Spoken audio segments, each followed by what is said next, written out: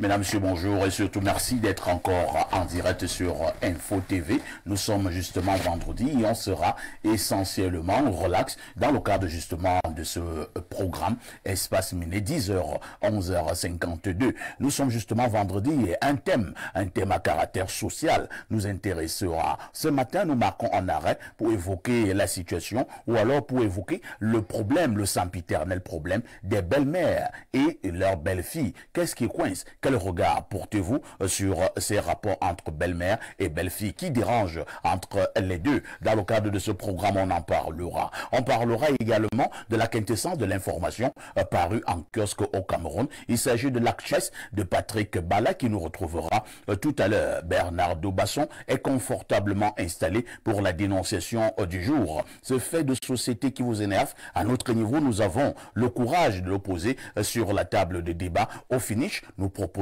quelques esquisses de solutions. Au canal 317 sur Canal Plus International, vous êtes à pic sur Info TV, votre chaîne de télévision qui monte et qui monte encore. On va commencer par accueillir ces nombreux invités qui répondent déjà tous présents. Galanterie oblige. Commençons donc par la dame. Jeanne Vondo, bonjour. Bonjour, papa. Comment tu vas? Comme d'habitude, très bien.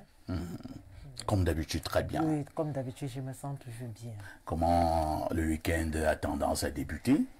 Le week-end sera parfait et parfait comme toi-même.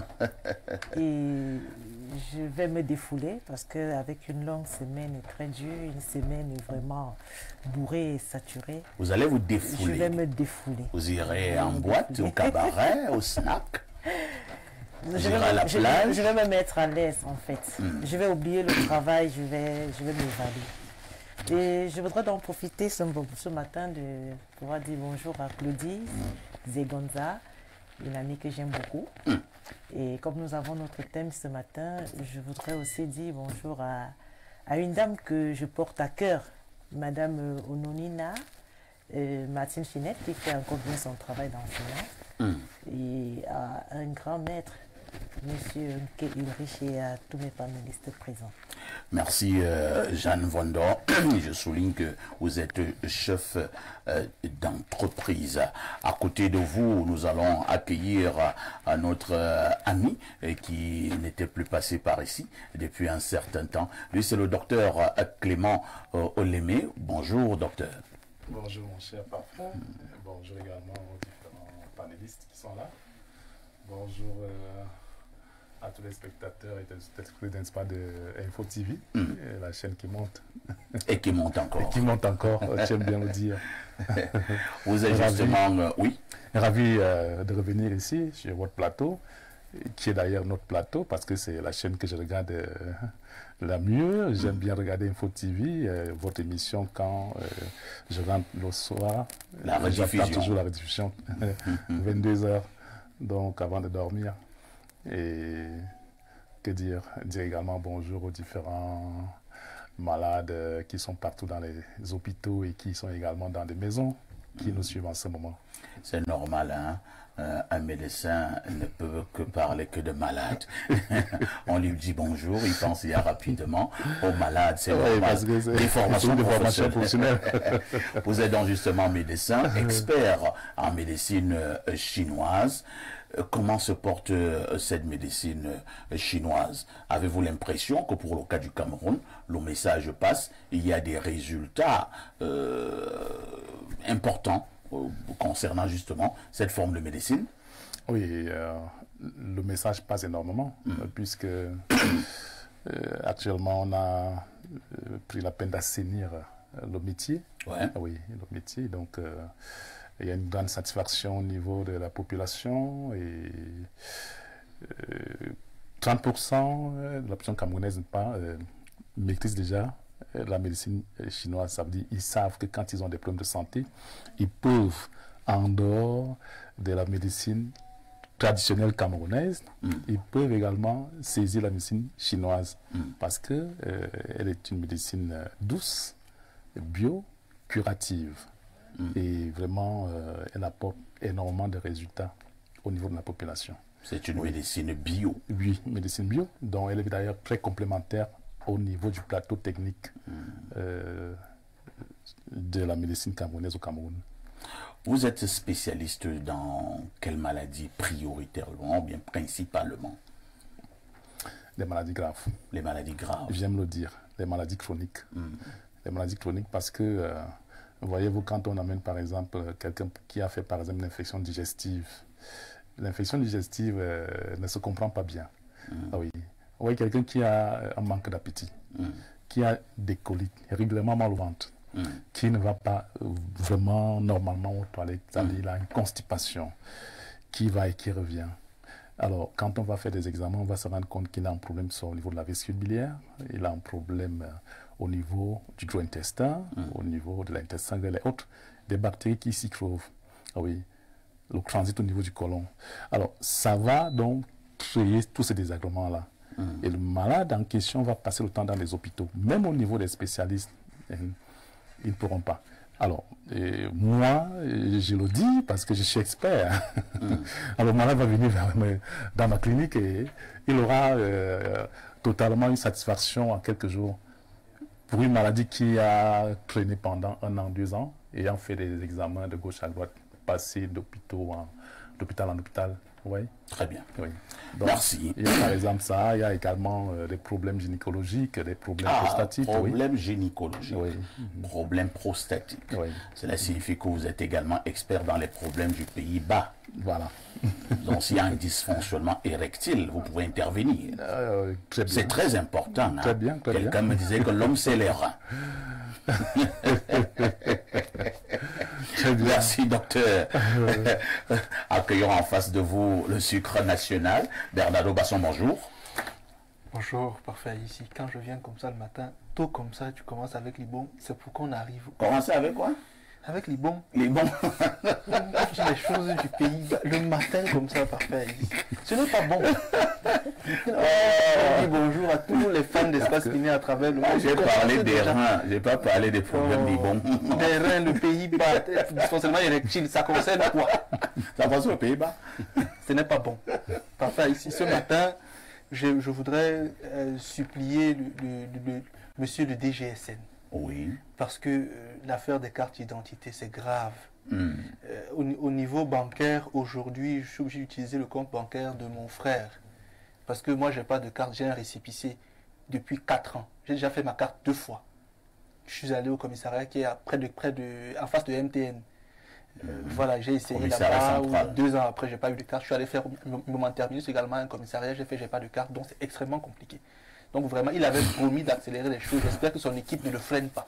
On sait ce que les commissaires font souvent, mais on les laisse pour aujourd'hui. Donc comme lui, il est le boss, s'il peut aider dans ce sens-là, ça va beaucoup nous soulager parce que c'est extrêmement compliqué aujourd'hui. Pour certaines opérations, il faut absolument la carte et pas le récépissé. Donc vraiment... c'est vraiment compliqué. On espère. Et pourtant, je pense que le DGSN a réussi. Pour moi, le plus dur, c'est les passeports. Il paraît quand même que pour ce qui est des passeports, en 2 jours, 3 jours, ça, vous avez votre passeport. Apparemment, c'est effectif. Mais maintenant, le DGSN, notre patriarche Mbargangele, doit encore donner des instructions fermes pour ce qui concerne les cartes nationales d'identité. Le papier même du récépissé n'est pas suffisamment lourd. Donc après quelques mois, il commence D'autres ont déjà des récépissés, le papier s'est affaibli, ça devient comme la nourriture du chien. Voilà. Tu as même peur de toucher cette affaire. Ça vous laisse des taches sur la main. Quand tu montes sur policier, tu te demandes c'est quoi ça? Voilà. Et tu descends de la voiture. Vous voyez que c'est un peu compliqué. Et donc tu t'assois au sol. S'il peut aller dans ce sens, ça va beaucoup nous soulager à notre niveau. Très bien, le message est passé, Bernardo. Aujourd'hui, c'est la journée internationale, au mondial de quoi? C'est la journée mondiale du compliment. Compliment? Oui. Donc, il faut faire des compliments à vos proches. Ce matin, moi, j'ai fait un compliment à ma chérie et je lui ai dit que son sourire est plus beau que tous les spectacles du monde réunis. Vous êtes romantique? Oui, mais je suis amoureux. Hein. Quand les bassards font de romantisme, ça fait... Oui. Bon, Donc, j'espère que vous ferez des compliments aujourd'hui à vos proches, parents, amis, conjoints, conjointes, etc. C'est la journée mondiale du compliment aujourd'hui. Donc, je fais un compliment à tous les fans d'Espace Minier en leur disant merci et on est fiers d'avoir au quotidien parce que sans eux, nous ne sommes rien. Merci Bernardo. À côté de Bernardo, le consultant de tout temps, mais alors de tous les temps, est là, Pierre Blériot-Niemek, le digne fils de Boumiebel, descendant de Oumiobe. Pierre Blériot, bonjour. Bonjour, parfait ici, bonjour à nos millions de téléspectateurs. J'aimerais adresser mes condoléances vives à une amie commune, à nous, Cécile Mbeza. Elle vit au Canada, mais elle est actuellement au Cameroun pour enterrer sa maman, Anne-Marie Zier. Oui, Anne-Marie Zier? Oui, wow. C'est de l'homonymie. Veuve Ondigui, son mari s'appelait Ondigui Bruno, c'est par Obala. Donc, tout à l'heure à 11h, à l'hôpital central, ce sera la levée du corps. Je ne pourrais pas être là physiquement aujourd'hui, mais je serai au village pour l'accompagner, pour l'assister. Vous serez au village demain. Oui. Oh, comment s'appelle encore la dame qui est endeuillée? Cécile Mbeza. Cécile Mbeza. Je pense que nous l'avons rencontrée dernièrement. Elle vit au Canada. Oui. Elle est très gentille et très sympathique. Nous lui adressons encore nos chaleureuses condoléances. Bon, maintenant, relativement à la question de la CNI, il y a un certain temps qu'elle me préoccupe. Je voudrais que nous prenions l'engagement ici, vous et moi, de rencontrer le patriarche. Vous savez, on ne bouscule pas les vieux. Non, il faut qu'on cause avec le vieux. Qu'on le voit et qu'il nous dise ce que nous devons dire. Parce que nous avons déjà dit tant de choses. Il faut qu'il nous dise. Parce que je sais que les vieux ne mentent pas. Ça, c'est clair. Qu'ils nous disent de sa bouche ce que nous devons dire. C'est quand même un problème sérieux. Sérieux. Quand vous avez votre cadre, vous ne savez pas ce que les autres subissent. Tout à fait. Vous montez, vous descendez, mais il y a des gens qui n'arrivent tout simplement plus à vivre économiquement. Oui. Oui, de ce fait-là. Parce qu'il y a un certain nombre de transactions dont on exige la CNI. Je vais entrer en contact avec son cabinet pour que nous obtenions un rendez-vous. Très bien, merci. Engagement est pris. On vous repasse donc la parole, Pierre Blériot, cette fois-ci pour nous délivrer la sagesse de ce vendredi matin. La sagesse de ce vendredi matin, accordez-moi une minute parce que je l'ai écrite il y a quelques temps seulement. Il y a des gens qui jouent au football dans ton téléphone, apparemment, Pierre Blériot. Apparemment, ce sont les églisiens qui vous dérangent. Voilà. Les enfants jouent un doshi dans ton téléphone. Voilà. Bon, la sagesse de ce vendredi, Pierre Blériot-Niemek. Nous y sommes. Oui. Oh. Alors, j'ai dit, toute correction excessive est assimilable à la méchanceté. On peut reprendre. Toute correction excessive est assimilable à la méchanceté. Ça veut dire quoi? Je préfère expliquer avec des exemples, que ce soit les parents, que ce soit les chefs au lieu de travail. Quand la correction va trop loin, on l'assimile à la méchanceté. C'est pour cela que nous avons de certains de nos enseignants l'idée qu'ils étaient méchants et pas sévères. Parce qu'il y a bien une limite tout à fait à ne pas dépasser. Ok? Vous avez vu sur Facebook ce parent ou ce monstre qui tenait un enfant. Vous avez vu l'image. Qui le fouettait comme si on le fouettait comme s'il tapait sur un serpent. Un serpent. Un petit enfant, apparemment, il y a à peine 3 ans. Alors, toute correction excessive. Et cela ne se limite pas aux corrections corporelles, même aux corrections, aux réprimandes langagières. Si vous réprimandez avec trop de virulence, on peut assimiler cela à la méchanceté. On peut dire que vous avez fait preuve de méchanceté. Parce que vous voyez, en réprimandant, si vous allez jusqu'à dire à Niemek, comme quelqu'un m'a dit sur Facebook que ma mère pond. Oh là là. Un autre m'a dit, un bassa, que je suis fils de PU, tiré parce qu'ils ont peur de faire TUE. TE. Alors je lui ai dit non, elle s'appelle Rachel. Elle ne s'appelle pas comme ça. Elle s'appelle. Incroyable. Voilà, donc. C'est vrai que les Camerounais sont de plus en plus violents. Il y a des gens qui m'ont écrit hier pour me dire que les Bassas sont des traîtres. Moi, j'ai une affection particulière pour Eto'o, je ne l'ai jamais caché. Sauf qu'actuellement, il est dans le sale drap. Et pour se protéger, il devrait laisser la FECAFOOT. Parce que le rouleau compresseur de l'État s'est mis en marche contre lui. Et il le sait. Donc, il devrait pour le moment savoir qu'il est très mal barré. Et pour cela qu'il lâche les choses, qu'elle le lâche. Bon. Le dire, ça peut être très... Non, Bernardo, c'est même pas très correct. Le rouleau compresseur ne s'est pas mis en branle contre Eto'o. Regardez tous les autres États. La Côte d'Ivoire était encore en pleine canne. On a chassé l'entraîneur en pleine canne. C'est-à-dire on a estimé que non, le type, si, ça ne va pas. Si les Ivoiriens continuent de le voir, de le voir seulement, clair. Ça peut dégénérer. On l'a chassé. Oui. Bon, nous sommes rentrés. L'État a laissé le temps au président et au comité exécutif de prendre leurs responsabilités. Voyant qu'ils ne voulaient pas les prendre, et là c'est pour encore énerver quelques bassards, donc voyons donc que les bassards ne voulaient pas prendre leurs responsabilités, l'un soit pour démissionner, ou l'autre pour indiquer à son grand frère que ça va comme ça. Bon, l'État a pris les responsabilités. Maintenant les bassards ont organisé une réunion avec France 24 pour dire que bon, c'est eux-mêmes qui avaient d'abord causé avec leur frère de Nkenlikov et qui sont tombés d'accord. Bon, énervez-vous, fâchez-vous beaucoup, menacez-moi. Il y a un autre qui m'a écrit, il m'a appelé hier, il dit qu'il est quoi, on va se rencontrer à Boumiebel, il va me taper, il ira me laisser au poste de police. Ici, les comédiens, quand tu me vois à la télé, là, c'est facile. Je marchais à Promo de l'autre jour, je demandais à Bernardo, est-ce que tu ne vois pas les gens qui sont fâchés, mais ils vont loin? Il va me rencontrer et à Boumiebel, il va me taper, il ira me laisser dans ton fief. Il ira me laisser au poste de police. Merci. J'attends de voir. En général, vous voyez, c'est des gens qui ont des problèmes d'érection. Parce qu'un homme qui se lève normalement ne peut pas parler comme ça. Oh là là, quel vendredi matin. C'est des gens qui ont des problèmes d'érection. C'est vraiment des tardifs. Parce que non, c'est bon, c'est clair. Il faut qu'il voit si tu te lèves comme un homme. Et puis, il y a un autre phénomène parfait, je sors par là. Quand vous voyez un homme qui utilise le profil de quelqu'un d'autre, même par fanatisme, toujours sur sa page Facebook, vous entrez sur son profil, vous ne trouvez que les photos des autres. Mais c'est une femmelette. Merci. On peut considérer, si c'est votre mari, vraiment, venez me voir, il y a déjà un problème. 10h, 11h52, dites aux autres que ça a déjà commencé. Espace Miné sur le programme La mort de l'audience en télévision. À tout de suite pour la suite.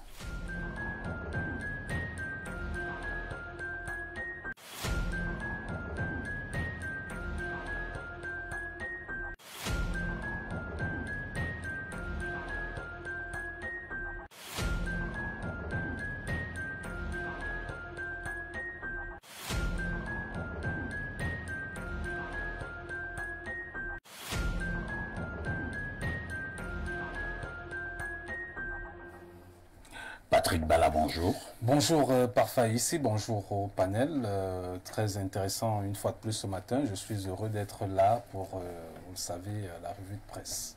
La quintessence de l'information parue en kiosque au Cameroun. Patrick, que disent les journaux? Eh bien, les journaux de ce jour, parfois ici, nous conduisent du côté du journal Maison, celui de Dieudonné Mvin. On parle du journal Info Matin qui s'intéresse au Hajj 2024. Le journal nous fait savoir que le début des enregistrements est lancé depuis hier, depuis le 29 février. C'est d'ailleurs la quintessence du communiqué du ministre de l'administration territoriale, par ailleurs président de la commission nationale. Eh bien, selon le journal Info Matin, Paula Tangandi fait savoir que le prix s'élève à 3 267 942 francs CFA et que les inscriptions auprès du guichet unique Afriland First Bank vont s'arrêter le 15 mars prochain. Information contenue de la page 2 à la page 3. On parle de nouvelles tristes avec Martinez Zogo. Ce matin, on revient sur son affaire. La nouvelle expression en parle et nous situe sur la brouille au sujet de la qualification des faits. Ceci dans la procédure judiciaire en cours depuis 1 an pour faire la lumière sur la mort de l'animateur Martinez Zogo. Le commissaire du gouvernement prêt le tribunal militaire de Yaoundé vient de faire des réquisitions supplétives auprès du juge d'instruction. Information contenue ce matin à la page 4 de ce journal. On reste dans l'affaire Martinez-Zogo avec le journal de Alain Boyomo, mutation. On parle donc d'une enquête qui sera bientôt bouclée. Eh bien, selon le journal Mutation, les chefs d'accusation sont requalifiés. 5 personnes inculpées ont été inculpées pour complicité d'assassinat, 5 autres pour assassinat. Le décryptage à lire de Maître Claude Assira dans ce journal en page 5. Le journal qui parle également, ça va certainement vous faire plaisir, par ici d'Hervé Bobda, qui est désormais au Niouf, parlant donc de la prison centrale de Newbel. Il est donc de ce côté-là depuis quelques jours. Parlons de Cameroun Tribune, le quotidien Capitaux Publics qui s'intéresse aux chantiers routiers, davantage au projet, notamment celui de Ring Road, l'axe Ebolo-Vakribi et la section urbaine de l'autoroute Yaoundé-Simalène qui était au menu du conseil de cabinet présidé hier par le Premier ministre chef du gouvernement, Joseph John Gouti. Celui-ci a d'ailleurs profiter pour prescrire plus de célérité dans la construction de ces infrastructures à fort impact socio-économique et destinées à améliorer la vie des populations. Information contenue de la page 4 à la page 5. On parle donc du Premier ministre qui demande d'accélérer bien sûr ces différents chantiers. On est dans de l'exclusivité avec Réalité Plus ce matin qui nous fait savoir qu'aucun proche collaborateur du président Paul Biya n'est candidat à une élection à l'élection présidentielle prochaine, celle de 2025. Et parmi ses proches collaborateurs, on parle de Ferdinand Ngongo, ministre secrétaire général à la présidence de la République, du directeur du cabinet civil Vandoyolo ou encore d'Oswald Baboké. Et le journal revient également sur l'actualité du maire de Yaoundé premier, Jean-Marie Abouna, qui est désormais grand notable de la cour royale de Tibati. Parlons donc de cette information assez triste ce matin avec l'œil du Sahel qui revient sur l'actualité liée à la région de la Damawa. Nous sommes là dans la ville de Maroua avec ces 13 morts enregistrés au cours d'un accident de la route. Restons d'ailleurs avec ces questions des décès, parlant de la crise anglophone, cette fois avec le quotidien Le Jour, le quotidien bleu d'Aman Mana, qui nous fait savoir que plus de 300 morts ont été enregistrés en 2023 pour ce qui est de cette crise anglophone. C'est d'ailleurs la substance d'un rapport sur la situation des droits de l'homme au Cameroun. Information contenue à la page 3 de ce journal. Le journal Le Jour a décidé de consacrer sa grande une au sommet de l'IA qui est au cœur d'une conférence internationale. C'est ici à Yaoundé. L'initiative portée par l'Union africaine de radio diffusion vise à déblayer ce nouveau champ numérique afin donc d'aider les médias africains à mieux se positionner. Les travaux, nous fait savoir le journal, vont se tenir du 4 au 6 mars prochain. Le journal parle également de football et est déjà arc-bouté sur le prochain sélectionneur des Lions Indomptables du Cameroun. Quel sélectionneur pour les Lions Indomptables? Regard croisé d'experts sur la question de la page 10 à la page 11. On reste donc dans le football avec le journal Le Témoin qui parle d'un clap de fin pour Rigobert Song-Banak. Les derniers proverbes du désormais ex-manager des managers sélectionneurs des Lions Indomptables. D'ailleurs, les raisons de ce limogeage sont évoquées dans cette édition de ce vendredi du journal Le Témoin. On reste donc avec l'actualité liée au limogeage de Rigobert Song avec le Popoli qui nuance d'ailleurs à ce sujet. On n'a pas viré Rigobert Song, c'est son contrat qui est arrivé à expiration. Pris avec philosophie, les dernières paroles de Rigobert Song-Banak. On reste avec l'actualité des sélections nationales de football au Cameroun avec cette tentative de hold-up chez Joseph John Gouti.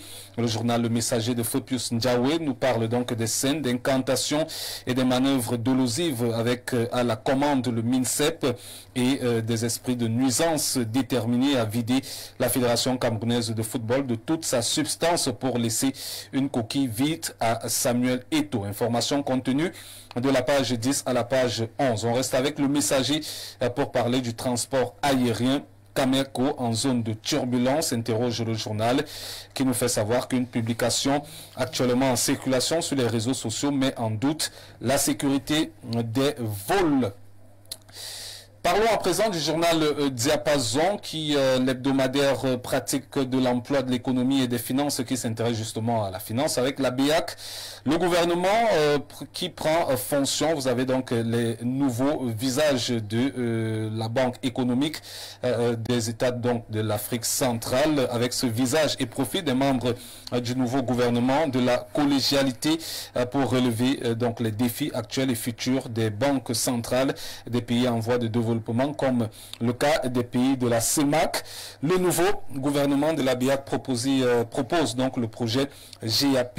On parle donc d'une gouvernance, assistance et bien sûr de la performance. Information contenue à la page 3. On termine avec le quotidien, l'économie, qui parle de l'actualité du Cameroun et l'industrialisation plombée par le manque d'énergie. Selon le journal, il devient urgent de remédier à la situation, surtout dans un contexte où le Cameroun met progressivement en œuvre sa politique d'import substitution. Information contenue ce matin à la page 3 de ce journal. C'est d'ailleurs avec le journal économique qu'on met un terme à cette revue de presse acte 2 sur Info Télévision. La première revue de presse, c'était à 6h45. La seconde, c'est donc dans le cadre de ce programme Espace Miné. Merci Patrick Bala pour toutes ces informations. Le fait saillant de l'actualité qui devra être développé ce soir aux 19h et aux 20h nous intéresse. Il s'agit de quoi? On reviendra sur l'actualité, enfin le retour des pluies. Le retour des pluies en cette fin du mois de février, début mars. Si vous avez circulé dans la ville hier, aux alentours de 17h, c'était très compliqué. Et lorsqu'on a fait justement le tour, on s'est rendu compte que cette pluie, imbibée d'un fort vent, a emporté de nombreuses toitures. De nombreuses toitures. Oh, nous sommes de tout cœur avec nos amis d'un tabac et Tambafia. Ils souffrent à ce moment. je crois qu'ils sont très déçus du retour. Mais ce vent n'est pas du tout gentil. J'avoue que moi, j'étais du côté de Kondengui, dans un petit endroit où je prenais un verre calmement. On était menacés. Notre toiture était menacée. Mais bon, comme j'étais là, il n'y a eu rien. Ouais. Mais si je n'avais pas été là, je ne sais pas ce qui pouvait... Vous êtes quand même un patriarche. Oui. Vous savez, quand vous voyez un dîme barconnant assis quelque part, c'est la sérénité. Ouais. Les mauvais esprits ne viennent pas par là. Moi, j'étais quelque part, j'ai pu assister à une scène assez extraordinaire, une toiture qui s'est arrachée pour aller s'opposer sur une autre toiture. C'était très compliqué hier. Nous voulons les pluies, mais nous ne voulons pas des pluies avec une violence inouïe. Patrick Balam, parfait ici. Tout en te souhaitant un excellent week-end, nous nous disons à lundi 10h. Excellent week-end également à vous, Parfait ici, ainsi qu'à tout votre panel. Et à lundi, sans faute 10h. Il faut dire que Patrick Bala, lorsqu'il nous donnait la quintessence de l'information, paru en kiosque, oui, ça y est, Hervé Bobda est justement déjà en prison du côté de New Bell. Il a été accueilli de ce côté-là hier. Hier, il était accueilli du côté de la prison de New Bell. C'est ce soupçonné, ce violeur en série et tout ce qui va avec. Nous pensons que la justice fera simplement son travail. À tout de suite pour la suite.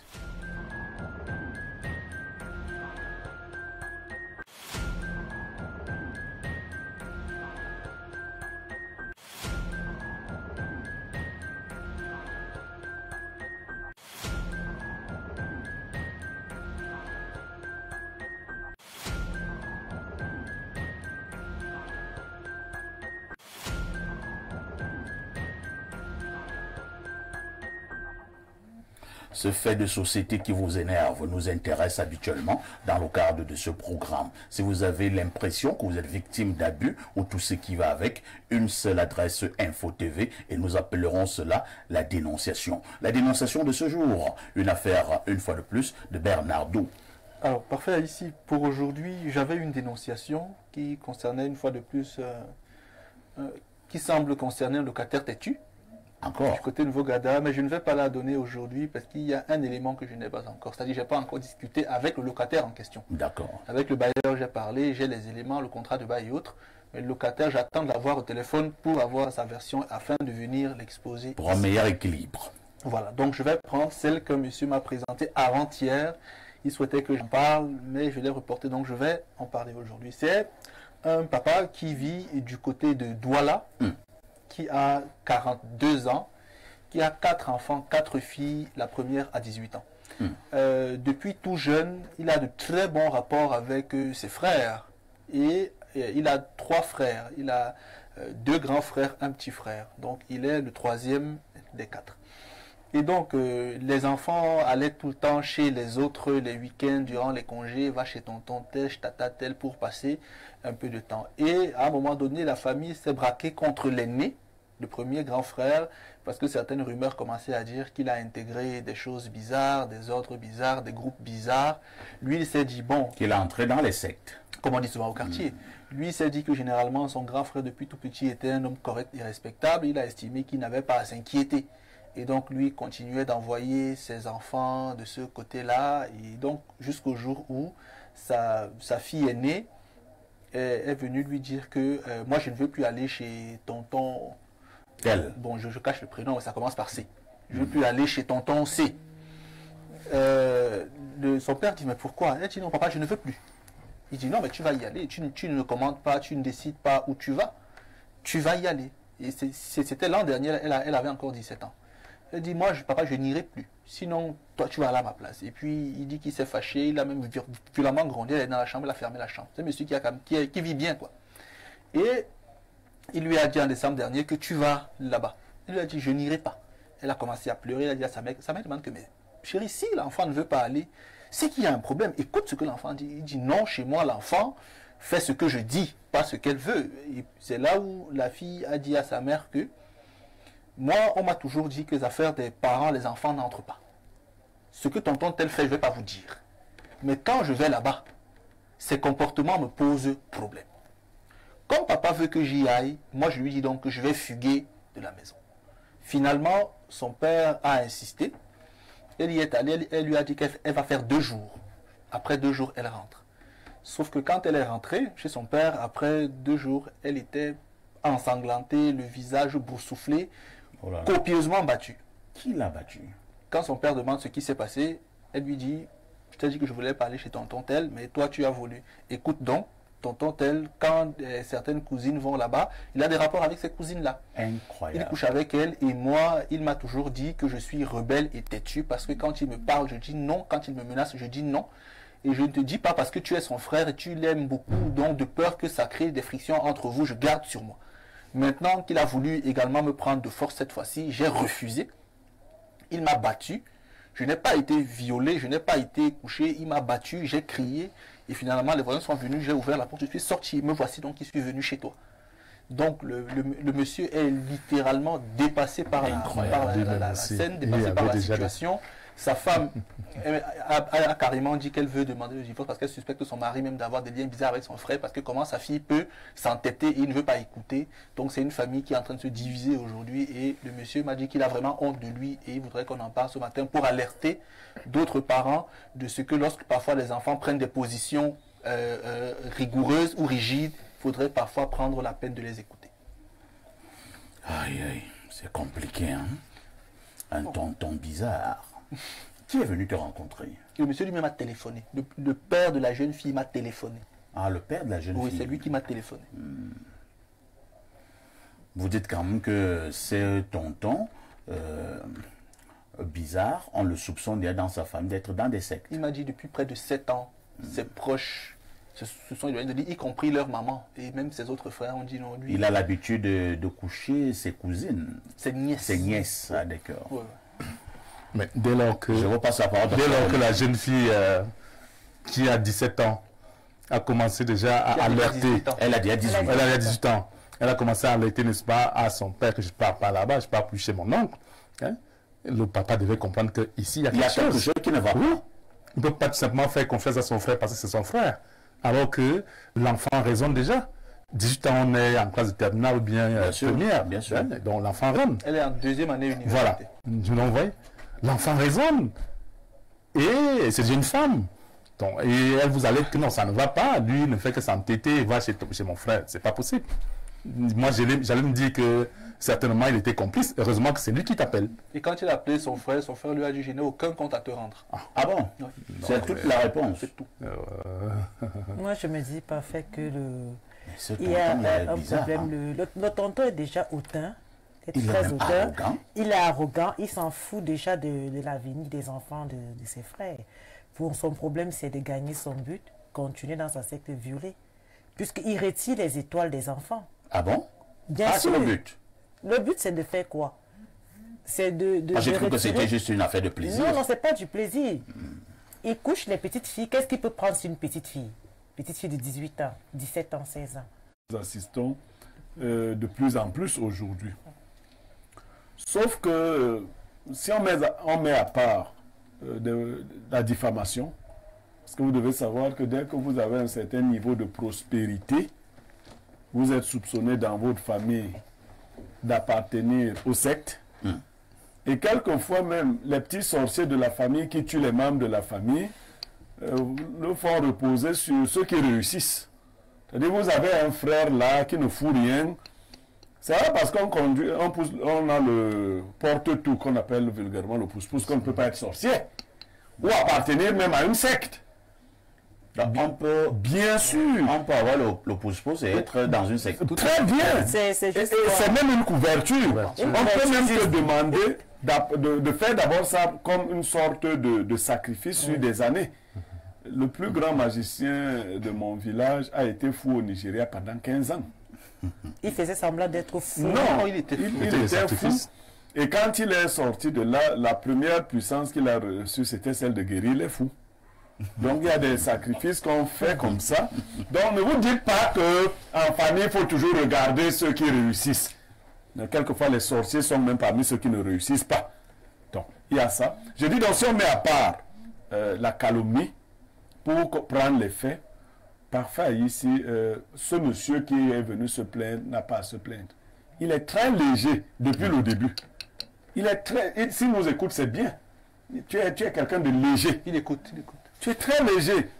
Un enfant, une fille. D'ailleurs, moi, je ne joue pas avec mes enfants filles. Si mon enfant fille refuse même de se saluer. Oui.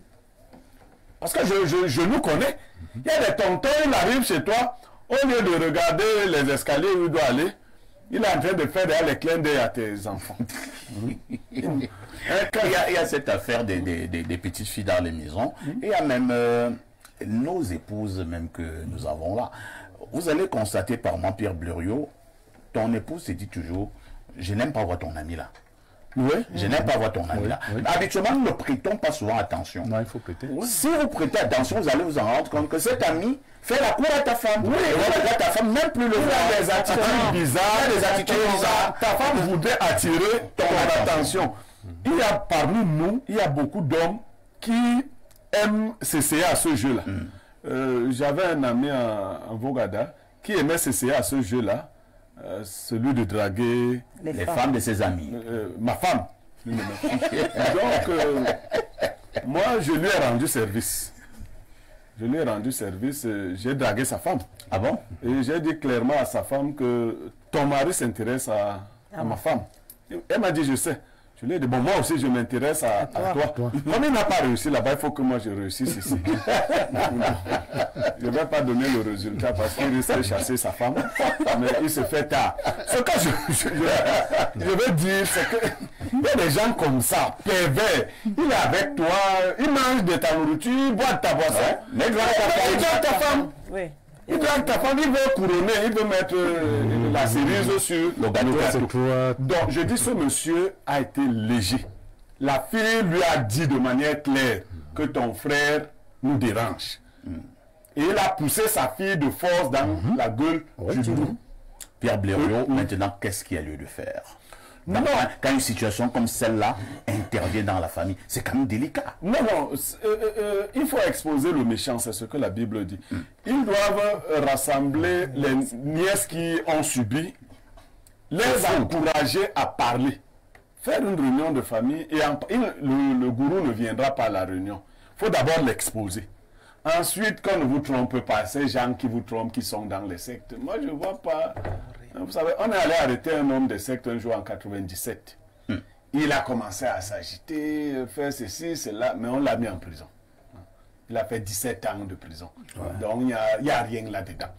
Vous vous réunissez, vous faites un conseil de famille. S'il y a des témoignages, des jeunes filles et autres, vous l'appelez maintenant, vous lui dites qu'on a déjà un certain nombre de témoignages.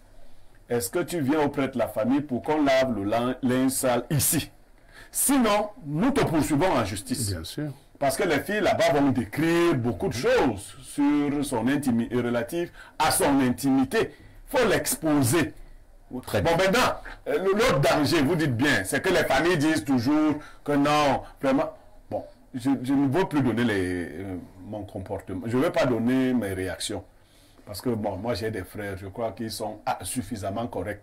Mais si quelqu'un n'est pas correct parmi eux, je lui envoie l'information ici, que si tu tentes de violer ma fille, je te castre. Ça c'est sûr. Et si tu tentes, si elle me dit que tu as tenté, je te castre. C'est plus fort. Non, castrer quelqu'un. Les choses que je fais aux gens, je n'ai pas besoin d'être plus fort que toi. Hein. Non, si j'atterris, tu manges, je te mets un couteau entre les jambes, là, ça, je te casse. Donc, Pierre Blériot, il faut être moins violent. Non, il y a un panéliste qui dit s'il est plus fort. Non, on peut casser même Ganou. Hein. Ah bon? Oui, on peut casser même Ganou. Non, est-ce qu'un Ganou ne dort pas? C'est bon. Bernardo Basson, malheureusement, parfois, ceux qui sont entrés dans des cercles bizarres sont obligés par moment de commettre des actes les plus ignobles. Les conditions sont inhérentes à toute vie en société. Pour que je vienne sur Espace Miné, il y a des conditions à remplir. Je dois arriver à l'heure, m'habiller d'une certaine façon, parler d'une certaine façon, ne pas dire ci, ne pas dire ça. Donc, dès qu'on est dans une vie organisée, il y a forcément des conditions à respecter. Il y a la norme. Donc, oui, les ordres, les sectes ou autres regroupements n'en font pas exception. Pour répondre à la question de madame, je voudrais lui dire que l'objectif, quand on adhère ou quand on est né dans un cercle, n'est pas toujours l'argent. Il y a des personnes qui posent des actes uniquement pour doper leur coefficient mystique et leur force spirituelle. Vous voyez, quand ils parlent des pousseurs, ils peuvent être pousseurs parce que financièrement parlant, ce n'est pas ce qu'ils recherchent. Ils ne veulent pas beaucoup d'argent, mais dans la nuit, ils peuvent manger 10 à 15 personnes. Leur objectif est juste d'être plus fort mystiquement, pas forcément d'avoir de l'argent physiquement. Ça existe. Et quand ils sont même forts mystiquement, là, ça leur donne. C'est leur objectif. Qu'est-ce qu'ils C'est leur gagnent? objectif. Ils gagnent quoi? Ce qu'ils font, ils se nourrissent de l'énergie des gens, ils font des courses de nuit, cette énergie là, la nourriture du sommeil, la force mystique par faire ici. Ne me demandez pas, j'avais pas. Et quand tu as la force mystique, tu as quoi? Je n'en fais pas. Non, par faire ici, il faut que je te réponde comme tu insistes. En journée, vous êtes là, vous avez vos voitures, vous commandez les gens. Oui. Il y a aussi le monde de la nuit. Ou celui qui était commandé en journée commande dans la nuit. Malheureusement, certains qui commandent la nuit pensent également qu'ils peuvent commander le jour. Oui, bon. J'ai dit à quelqu'un un jour que, mon ami, si toi là-bas tu commandes la nuit, en journée tu ne peux pas commander. Parce que d'autres confondent souvent. Oui, bon.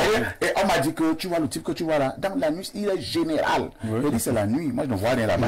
Mais ici, Le commandement commence la nuit.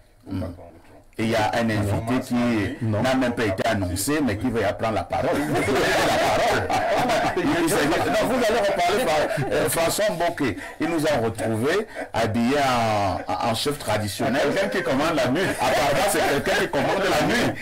François Mboké, vous avez suivi la dénonciation. On vous passe donc la parole. Oui, je voulais dire que le pouvoir est d'abord mystique. Ah bon? Oui, c'est d'abord mystique, on ne vous trompe pas. Vous voyez, que ce soit les prêtres, que ce soit les pasteurs, que ce soit, il y a d'abord une passation, que ce soit les chefs d'État ou autres, il y a une passation de pouvoir qui se fait d'abord la nuit et par des initiés. Et ce n'est que le jour que des non-initiés découvrent le chef, ou alors le prêtre, ou le pasteur, ou alors le guide qu'on a choisi.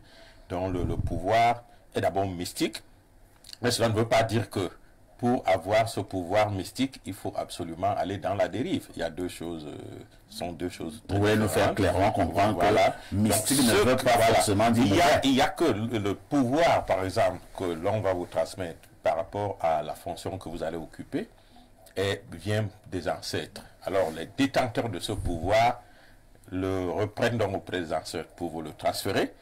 Mais dans d'autres cercles pernicieux, on vous dira que pour avoir ce pouvoir-là, il faut que vous passiez avec la femme de votre frère, ou alors que l'enfant de votre frère, ou votre propre enfant. Aujourd'hui même, les garçons aussi n'échappent pas à la règle. Donc, c'est deux choses différentes. Il y en a qui le font pour des intérêts, on peut dire, personnels et pernicieux, mais en ce qui concerne le pouvoir, ça commence la nuit. Très bien. On repasse la parole à Bernardo. Bernardo, vous reprenez la parole. La deuxième des choses, toujours pour madame, vous avez essayé de le dire, c'est que dans la pratique magique sexuelle, les pratiques avec des personnes avec lesquelles on a du sang très proche dopent la magie. Ça veut dire, coucher avec sa propre fille ou avec sa nièce accélère le niveau de magie et l'augmente davantage que coucher avec une autre fille. C'est également magie. C'est inversé, ça marche comme ça. Vous voyez. Je ne dis pas qu'il est forcément dans les loges, ce monsieur, ou dans un ordre bizarre, mais je décris juste ce qui se passe. Où c'est qu'on dit. Pardon? Où c'est qu'on dit. La troisième chose, c'est que, comme il l'a dit, la nuit accélère les mystères. C'est-à-dire, la journée permet de les pratiquer, la nuit les accélère, ces mêmes choses mystiques-là. Maintenant, pour le monsieur, pour l'oncle en question, deux choses. La première, que le père engage une action en justice contre son frère. Il n'a plus de choix. Il doit le faire. La question de la famille doit être réglée. Monsieur Yamek l'a bien posé ici. On regroupe la famille, on parle de son cas, mais également qu'on ouvre une action en justice contre lui parce que il y a sûrement viol, bref, il y a plusieurs infractions qu'on va sûrement retrouver à l'intérieur. Les enquêtes vont permettre d'établir les indices et les charges pour pouvoir éventuellement le condamner. Maintenant, pour le père en question, il faut que les Camerounais comprennent en général, et même les humains, qu'il y a des gens qui sont pervers, qui sont méchants, qui sont gâtés. Il y a des gens qui sont gâtés, c'est-à-dire leur âme à la naissance. Vous parlez du tonton. Du tonton, oui, c'est-à-dire il y en a qui sont pourris. Et ceux-là, on ne deal pas avec eux. Quand ta fille t'a dit, on m'a appris qu'on ne deal pas avec les méchants. Quand ta fille t'a déjà dit quelque chose à un certain âge, toi, le père, tu dois être prudent et vigilant. Quand ta fille t'a dit, papa, elle se fâche contre toi, elle insiste. Tu dois comprendre qu'il y a un problème. Mais le tonton là, on doit d'abord le battre avec les mains d'abord. Moi, vraiment, on le fouette. Non, papa, oui, je suis juriste, tout ce que vous savez. Devant les gens, j'irai engager une affaire en justice, j'irai voir la famille, conseil de famille, mais en offre. Même les d'abord, je ne. Non,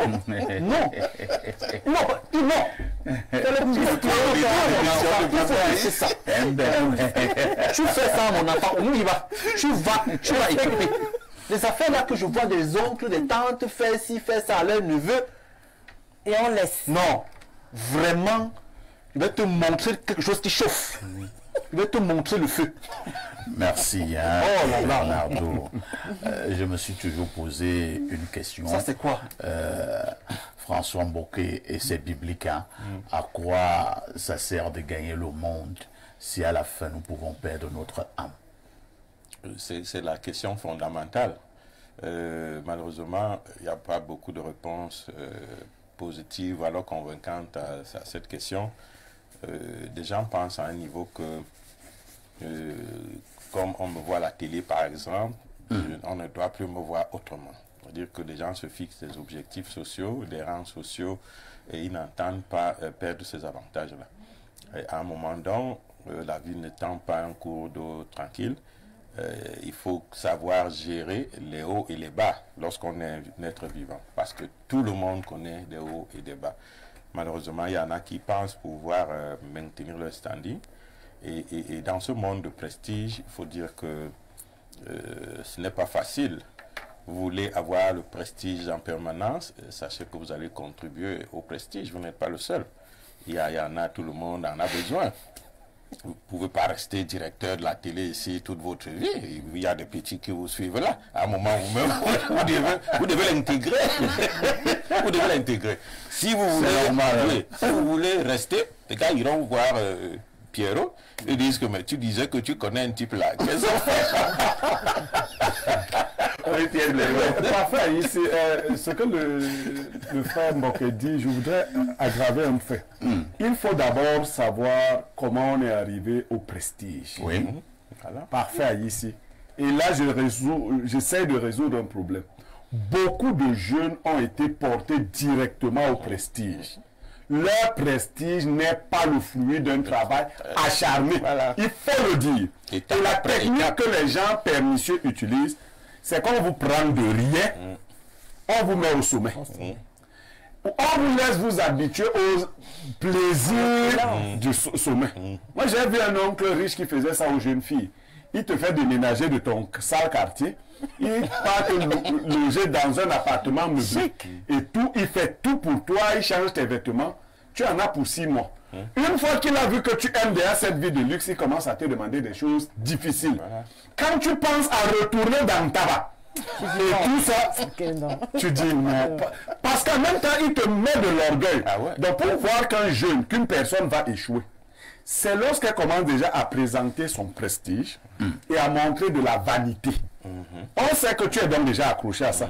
Est-ce que tu peux encore accepter? Je connais beaucoup de jeunes qui n'auraient pu accepter monter sur une moto.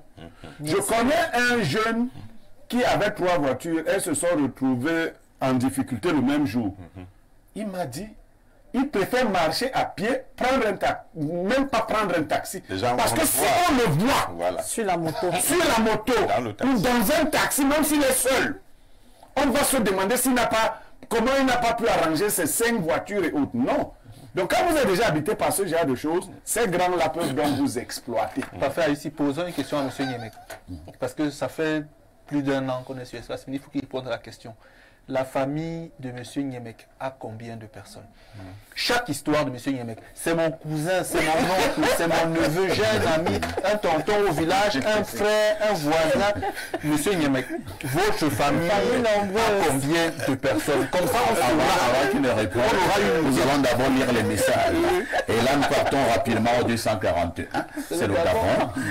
Ma préoccupation est telle que je voudrais vous inviter ici au Gabon, plus précisément à Bitam, pour être mon impresario lors de mon mariage au mois d'août.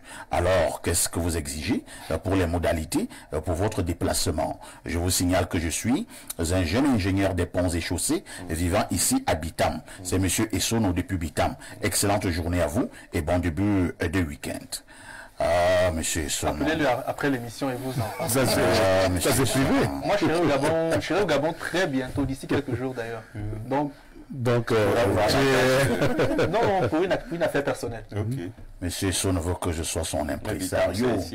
Il faut m'appeler après l'émission, monsieur Son. Une des conditions, c'est qu'il viendra avec moi. Voilà.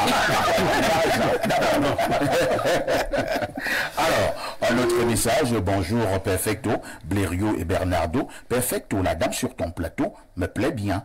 Elle est sublime et époustouflante. Elle a fait son choix, vous n'avez pas suivi ça. J'ai fait mon choix. Blériot, c'est mon cœur. Elle a fait un passage ici, elle avait fait son choix, donc calme-toi. Il continue en disant un bonjour sympathique et cordial au petit Atango. C'est quelqu'un qui nous suit. Gaston Aranda dit, fils et tout dit, le beau-fils de ma Barcono. Wow, formidable. Merci, cher beau-fils.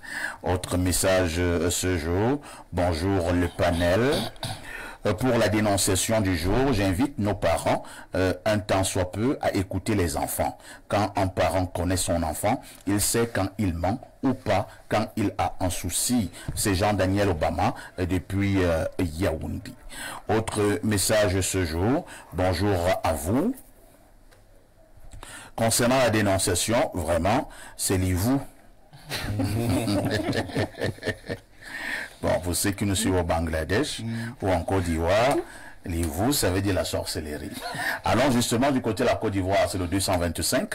Shalom El Perfecto et les brillants des mineurs. Espace miné est éloquemment incisif, encore une fois, ce jour en pointant du doigt le mal incestueux de ces pervers sociopathes et sadiques qui méritent ni plus ni moins la castration sans anesthésie. Après vérification et confirmation des preuves, devenir eunuque par l'homme et non par Dieu, ni volontairement, sera une belle leçon de vie pour les concernés et leurs imitateurs masqués et patentés. Dieu leur pardonnera, l'homme les castrera. Dénonçons également ces parents frileux et irresponsables qui veulent gérer ce crime en famille. Quelle déchéance! C'est l'afro-optimiste JJ Guy d'Abidjan. Je pourrais dire quelque chose. Oui, chose. François Bokeh. Oui, il faut dire qu'en Afrique, la famille est sacrée.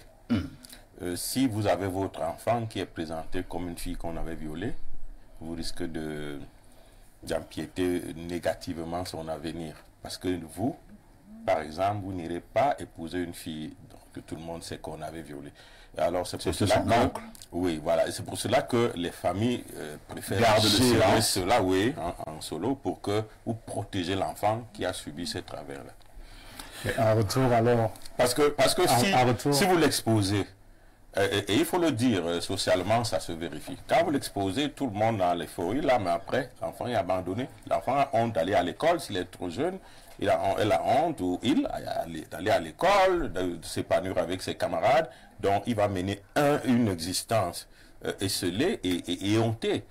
Donc, à un moment, je pense qu'on a un choix à faire. Je ne sais pas si ici, le discours tend à exposer la fille. Je pense qu'on essaie plutôt de travailler à exposer pour vilipender l'auteur de l'odieux. Oui, mais vous n'allez pas parler de l'acteur sans l'actrice ou l'acteur. Non, il faut même aggraver ce que Mbokeh dit. En fait, il y a un phénomène chez nous parfois ici, c'est que les sorciers se saisissent souvent de cette dénonciation en famille pour causer des torts à l'enfant. Voilà. Pour la rendre par exemple stérile et autres, pour prétester que c'est le viol de son oncle qui l'a... Vous voyez, c'est pour ça que l'Afrique a... Oui, c'est-à-dire qu'on sait que l'oncle a violé la fille, mais on n'expose pas le fait parce qu'on veut à tout prix préserver la fille elle-même. Bonjour Perfecto, je vis cette dénonciation et ça fait... Je ne sais pas ce qu'il dit, hein. Ça fait mal de savoir que ce sont nos proches qui font cela. Ce monsieur l'a fait en journée, mais d'autres passent par des couches de nuit.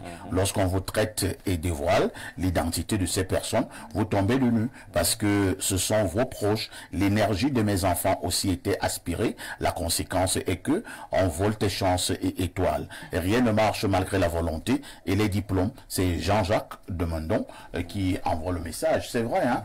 Il y en a qui le font... en journée, mais il y en a qui le font vraiment également de manière mystique en passant par ce que certains appellent là justement les couches de nuit. Oui, mais il faut toujours il crée toujours un lien. Parce que... Mais les couches de nuit, monsieur Bokeh, ça se règle. Hein. Oui, c'est vraiment pas quelque chose aujourd'hui qu'on peut considérer comme... bien entendu. Comme complexe parfait ici. Suivez mon regard, c'est vraiment pas complexe. Bonjour parfait, à peine Bob Dapar en prison, un autre le remplace. Celui-là doit être dénoncé rapidement avant qu'il ne réalise d'autres forfaits. Il a saisi. Le n'a pas été condamné jusqu'ici, hein. Il est en détention préventive. Mais il est d'abord là-bas. C'était notre souhait. Bonjour Perfecto et bonjour à tous, votre panel. Il faut battre cet homme comme le serpent avec les feuilles de bananier de Macabo, les branches du goyavier. Sans caleçon après avoir versé de l'eau pimentée sur son corps quand le soleil est au zénith. Cette histoire de violer les enfants, là doit cesser. La justice des Blancs ne peut pas régler certains problèmes. Il faut gérer cela à la villageoise. Comme ça, même le gésier de sa propre femme, il va commencer à fuir. C'est Chris de Mélène. Je ne sais pas de quoi vous parlez. Hein. On parle du gésier. Est-ce que la femme est un poulet? Je vous amène au plus 86. Il s'agit de quel pays là? C'est la Chine. Mon téléphone m'a dit, c'est la Chine. Je vous dis que j'ai un téléphone très compliqué. Bonjour le Mao de la modération et à ton panel. Le monde est pourri par rapport à la dénonciation de ce matin. Ce monsieur doit être fouetté. Comme Bernardo le dit souvent, on doit le fouetter correctement. Par rapport à la maman, je pense aussi qu'elle a une part de responsabilité parce que normalement, les mamans connaissent mieux les problèmes des enfants. Pourquoi cette fille n'a pas dénoncé ce tonton chez sa maman? Pardon, dites à la dame sur le plateau que je suis célibataire. Bon vendredi. Ben depuis le pays de Xi Jinping. Mais on va me sortir d'ici avec beaucoup de... Normalement, il ne fait pas blaireau. Il faut passer, on va faire comment? Il faut vraiment travailler. Passer par moi, c'est ça organiser. C'est ça le on va m'arracher. Oui, il mise blaireau. Je ne peux même pas imaginer ce qui m'arrive. J'ai un ami qui vit en Allemagne. Lorsque la dame a fait sa déclaration, il me crie, il dit non, laisse, c'est pour nous. Moi, ça ne marche pas avec moi comme ça. Il dit non, fais-moi la passe. Je vous amène du côté de plus 33, c'est la France. Bonjour le panel. Une fois de plus, Niamek a fait la démonstration de sa grande sagesse. Le problème, selon moi, ne peut se régler que de deux façons, par la famille, comme l'a démontré Niamek, mais aussi en dénonçant à la justice. Il y a attouchement, viol, tentative de viol, utilisation de sa position dominante, harcèlement physique et psychologique. Et si le papa ne dénonce pas, il y a complicité de tous ces actes et puis il faut qu'il sauve son couple car son épouse parle de partir. Bonne émission.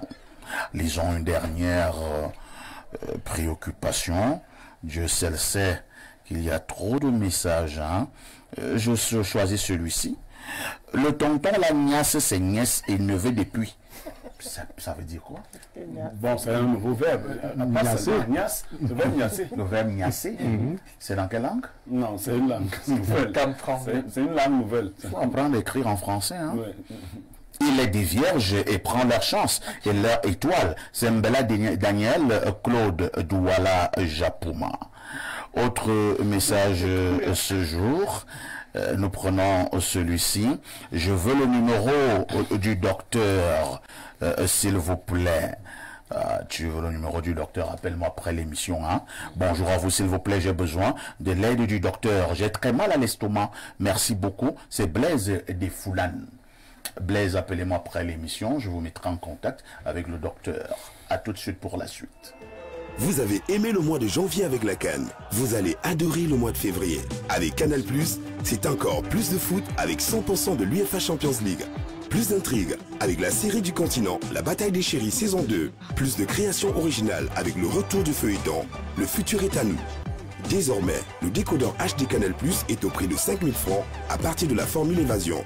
La parabole et l'installation sont offertes. Et surtout, profitez de votre semaine généreuse en vous réabonnant avant la fin de votre abonnement pour bénéficier tout de suite de 7 jours en plus à la formule supérieure. N'attendez plus.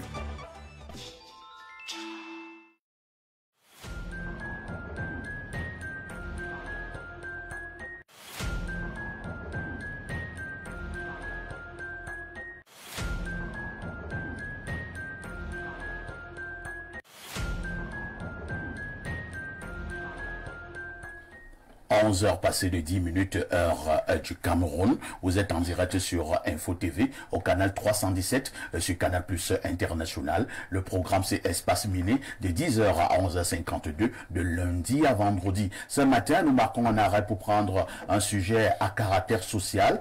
C'est la règle ici, tous les vendredis, un sujet à caractère social. Nous avons choisi de parler des belles-mères et des belles-filles.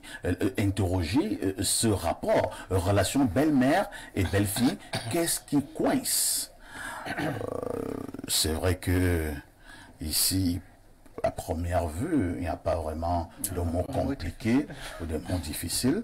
On ne va pas déranger Blériot pour nous expliquer encore les mots durs et les mots difficiles.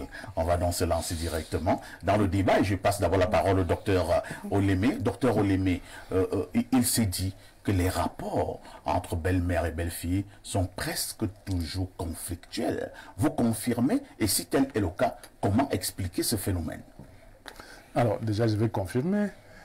Mais tout part aussi de l'amour, l'amour que les mamans éprouvent souvent vis-à-vis de leurs enfants, les garçons. Et de nature, déjà, il faut comprendre que le jeune garçon est plus attaché à sa maman. Oui. Et autant le jeune garçon est attaché à sa maman, autant aussi la maman s'attache à son fils. Et le garçon est... la maman est le premier mari et la première femme, n'est-ce pas, de ce garçon-là. Ça, c'est clair. Oui. Et cela, c'est vice-versa. Ça veut dire quand vous avez une fille, votre fille vous considère comme son premier homme. Oui, son premier mari. C'est-à-dire par affection, par amour. Oui.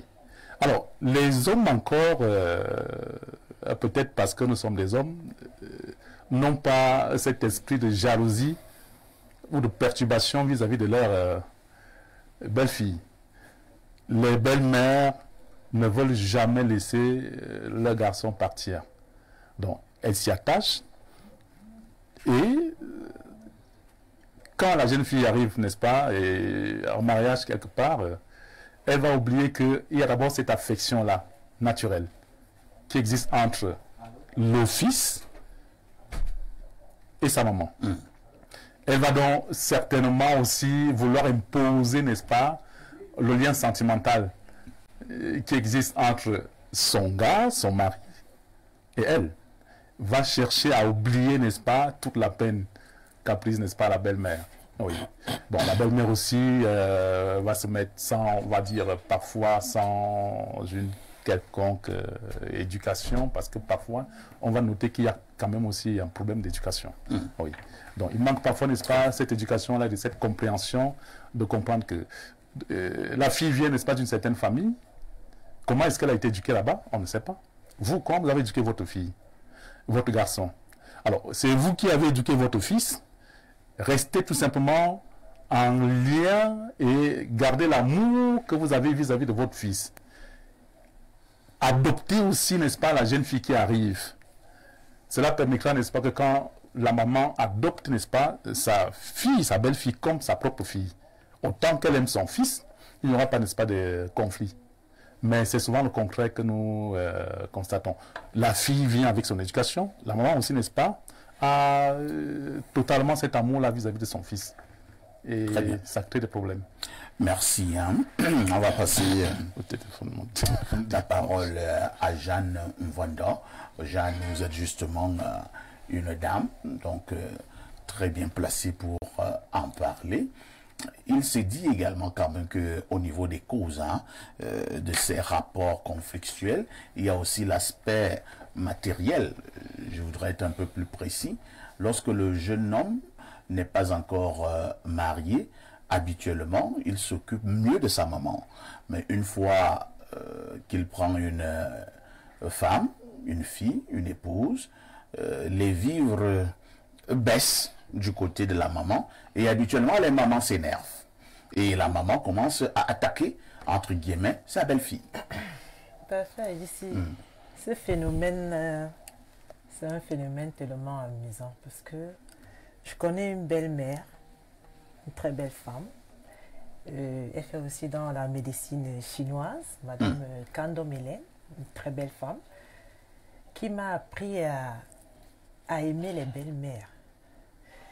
Je le dis pourquoi? Parce que les belles-mères se disent souvent, c'est toi, c'est la fille qui fait en sorte que mon garçon ne me donne plus rien. Chose qui est fausse. À un moment, tu ne peux pas savoir que ton fils est radin. Tu te dis, c'est la fille à autrui. Moi, je parle de mon exemple. Parce que du moment où le garçon n'arrive pas à donner 100 francs à sa maman, de suite on dit que c'est toi. Moi, je pense que les belles-mères, déjà, doivent aimer les belles-filles. Parce que ta belle-fille est comme ton enfant. Tu es allé dans une famille, tu t'es présenté, tu as dit, ok, papa, maman, votre fille n'est plus chez vous, c'est déjà mon enfant. Mais du coup, dès que l'enfant arrive chez toi, elle trouve que ta fille déjà est feignante. Il y a déjà un dilemme. La belle-mère commence à détester la fille à autrui, commence à faire des comparaisons, dit que non, ma fille, tu es venu prendre la place de ma fille, je ne veux plus de toi dans ma famille. Moi, je pense que c'est bas. Et comme l'a dit le docteur, il y a aussi un problème d'éducation. Parce qu'il y a des moments, toi, la belle-fille, tu es bien éduquée, tu viens d'une bonne famille, tu arrives dans une famille où les gens sont tous des rapaces, je m'excuse du mot, et ça devient un problème. Par exemple, tu es une jeune fille, tu sais, quand tu te lèves le matin, tu dois travailler, tu dois faire ceci, mais quand tu arrives dans une famille, tu constates que des filles sont des feignantes, elles se lèvent le matin, pédicure, manicure, elles ne font rien. Elles commencent à regarder Novelas. On regarde déjà, oui, le matin c'est Novelas. Elles regardent la guerre des on sort, on se balade. Mais toi qui es venu d'une bonne famille, tu sais que non, la femme, elle doit rester à la maison, elle doit s'occuper de la maison, elle doit respecter sa belle-mère. Et cette belle-mère, même d'ailleurs, sa propre fille l'insulte. Mais du coup, quand elle voit que toi aussi, tu voudrais un peu monter la tête parce que le fils te fait peut-être telle chose, elle te traite de mal élevé. Donc moi, je pense que les belles-mères, déjà, un message que j'envoie, que les belles-mères doivent aimer les belles-filles, les éduquer, prendre soin d'elles. Et aussi, grâce à ta belle-fille, ton fils devient quelqu'un. Parce que quand vous avez une bonne belle-fille, franchement, même si votre fils était un paresseux zéro, il devient un héros. Donc, cette relation qui coince, moi, à un moment aussi, c'est de la jalousie. Parce que moi, je connais une fille. Jalousie, la jalousie, oui, venant de la belle-mère. Donc, les belles-mères sont habituellement jalouses des belles-filles. Elles sont habituellement jalouses des belles-filles. Oui. Surtout quand elles ont des filles feignantes à la maison. Oui, quand leurs propres filles ne font rien du tout. Elles deviennent du coup jalouses. Elles te disent, cache. Parfois, on porte plainte. Hein. Très bien. On porte plainte à la belle-fille. Pierre Blériot-Ignamek, la question va être très claire, hein? Peut-être une question un peu compliquée. Entre belle-mère et belle-fille, qui dérange le plus? Entre belle-mère et belle-fille, c'est le garçon qui dérange. Ah bon? Oui. Tout est fonction du niveau de maturité de l'homme. C'est l'homme, puisque c'est toi qui les mets en relation. Il faut, c'est deux femmes, c'est deux sorcières. Oui, toutes les femmes sont... Mon père me le disait encore récemment, qu'il soupçonne qu'après 50 ans, elles deviennent toutes sorcières. On me après 50 ans, je deviens sorcière. Elles ne sont pas d'abord faciles quand elles sont jeunes. Mais avec l'âge, les problèmes des femmes sont... Mais il faut une certaine maturité. Lorsqu'on n'a pas terminé l'éducation de son enfant, que ce soit un garçon ou une fille, on a tendance à venir tenter de parachever ça dans le couple. Parce qu'il n'y a pas que les belles mères, les mamans des garçons qui dérangent. Hein. Il y a des belles mères, c'est-à-dire les mamans des épouses, qui pourrissent la vie aux autres. Vous venez trouver que votre belle-mère s'est installée chez vous. Et c'est elle qui fait la pluie et le beau temps. Avec sa sorcellerie qu'elle a ramenée, elle s'associe à sa fille. Mais monsieur, on te cuisine au propre comme au figuré. C'est pourquoi on a parlé de belle-mère. Ça veut dire. Donc oui, voilà. Je dis c'est la maturité de l'homme. Et en général, quand on a un mari immature, les deux belles familles s'associent, entrent dans le foyer. Je vais rapidement vous raconter l'histoire d'un homme qui est très connu en Balmayo. Allons-y. C'est un pharmacien. Je ne donne pas plus d'informations que ça. Il a épousé une mauvaise femme. Une très mauvaise femme. Et sa femme, une fois, sa mère arrive chez eux et sa femme demande qu'on jette toutes les provisions de la mère de l'homme et qu'on désinfecte l'espace. Il trouve que sa femme a fait asseoir sa mère sur les chaises en bois, là, les petits tabourets, alors qu'il y avait un salon. Et elle a préparé à sa belle-mère la chambre dans le magasin, au magasin. C'est pas possible. Je vous raconte rapidement, il est très connu. Alors, le monsieur, qu'est-ce qu'il a fait? Moi, j'étais enfant. Voilà un monsieur qui m'a inspiré. Il n'a rien dit, il s'est calmé. Il a dit à sa mère, ne te gêne pas, ça va aller. Alors, comme il a une grande famille, ses soeurs, on l'a appelé maman. Il a dit à ses soeurs, calmez-vous, ça va aller. Il a géré le séjour de sa mère est rentrée. Quand sa belle-mère arrive, il trouve que sa femme a pris toutes les précautions, la chambre des invités et tout. C'est la mère de la fille. La mère de la fille trouve sa belle-mère assise au canapé. Les pieds posés sur la table. Il dit à sa belle-mère, bonjour belle-mère, bonjour. S'il te plaît, j'ai une information à te donner.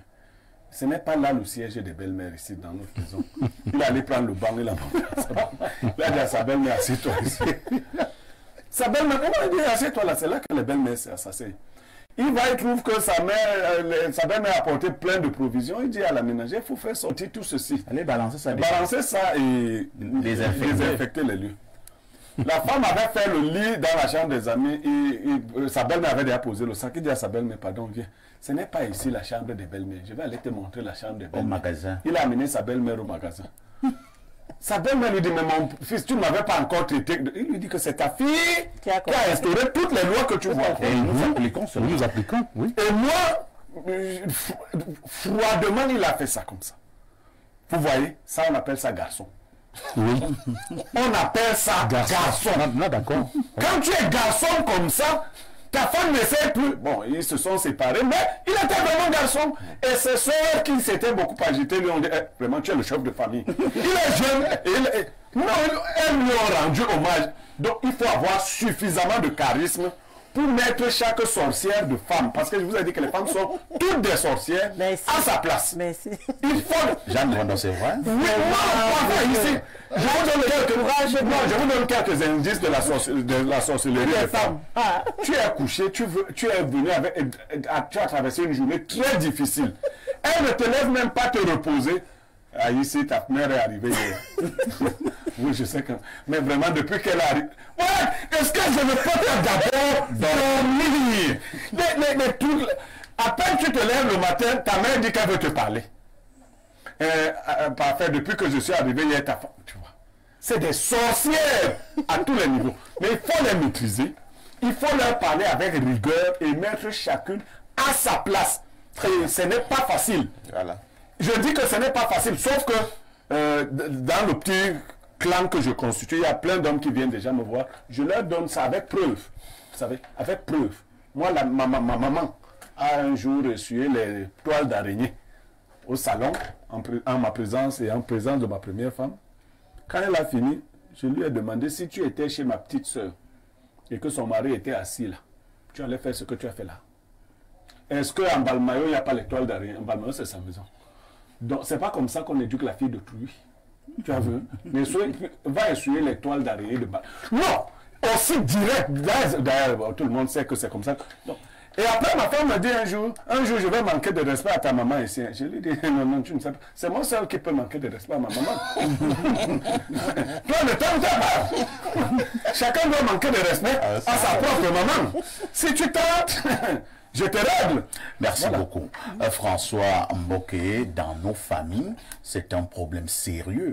Par moment même, des ménages, des foyers ont volé en éclats à cause de ces rapports conflictuels entre belle-mère et belle-fille. Que faut-il faire pour avoir un peu plus de sérénité au niveau de ces deux entités? Oui, je pense que les précédents ont dit la majorité des faits. C'est un problème social grave. Né d'abord de l'éducation. Vous voyez aujourd'hui que les enfants ne sont plus éduqués par leurs parents. C'est la télé qui éduque les enfants parce que monsieur et madame courent derrière l'argent, chacun veut travailler. Et cela fait que les enfants ne copient plus les habitudes. Comment la maman gère papa, comment papa gère maman. Les gens se retrouvent le soir, c'est la bonne qui a préparé, on mange, on passe. Donc, les enfants n'ont pas, et cela va jusqu'au niveau de la préparation des mets. C'est difficile aujourd'hui d'avoir une femme de 40 ans et lui demander de vous faire le mets de chevaux si elle n'est pas de chevaux. Ça, c'est clair. Même un mets de chez eux. C'est un problème social.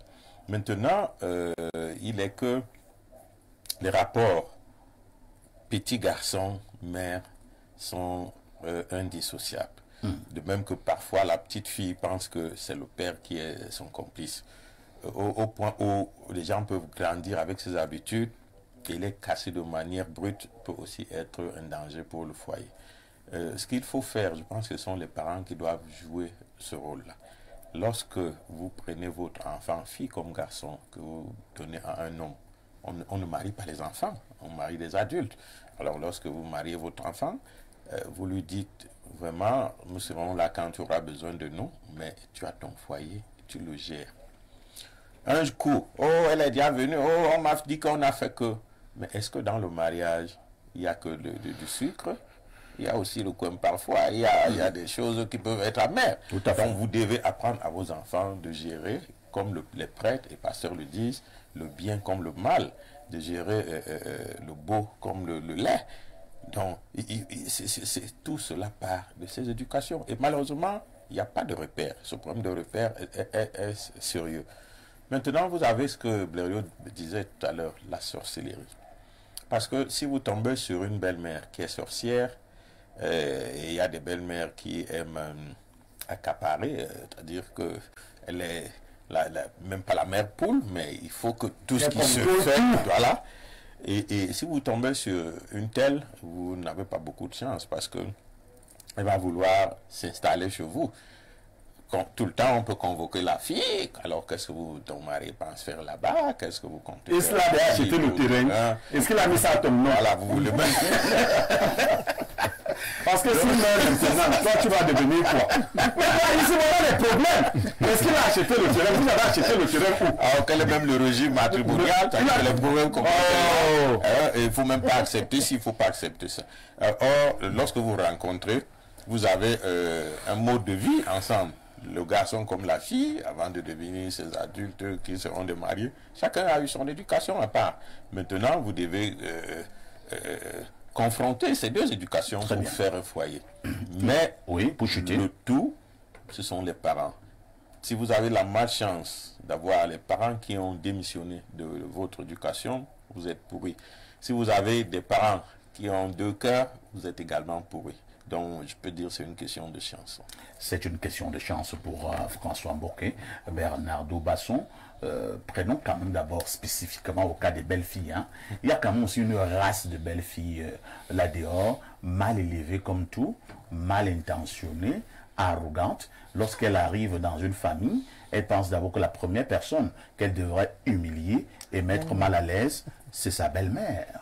Monsieur Niemek a résolu cette problématique en vous disant que dans ce genre de cas, c'est au fils de prendre toutes ses responsabilités pour soit se séparer de cette fille, soit la discipliner comme il le faudrait pour qu'elle soit une épouse à terme.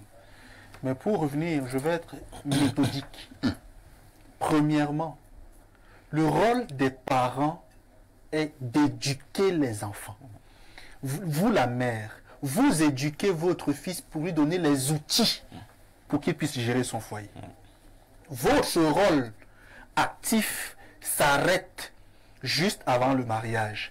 Vous pouvez avoir un regard sur la future femme, socialement comme mystiquement, donner votre avis en tant que personne mature, mais une fois que les enfants se sont engagés pour se marier, votre rôle actif diminue. Vous arborez un rôle passif pour tout simplement les observer, les encadrer et les réguler dans ce qu'ils feront dans le mariage.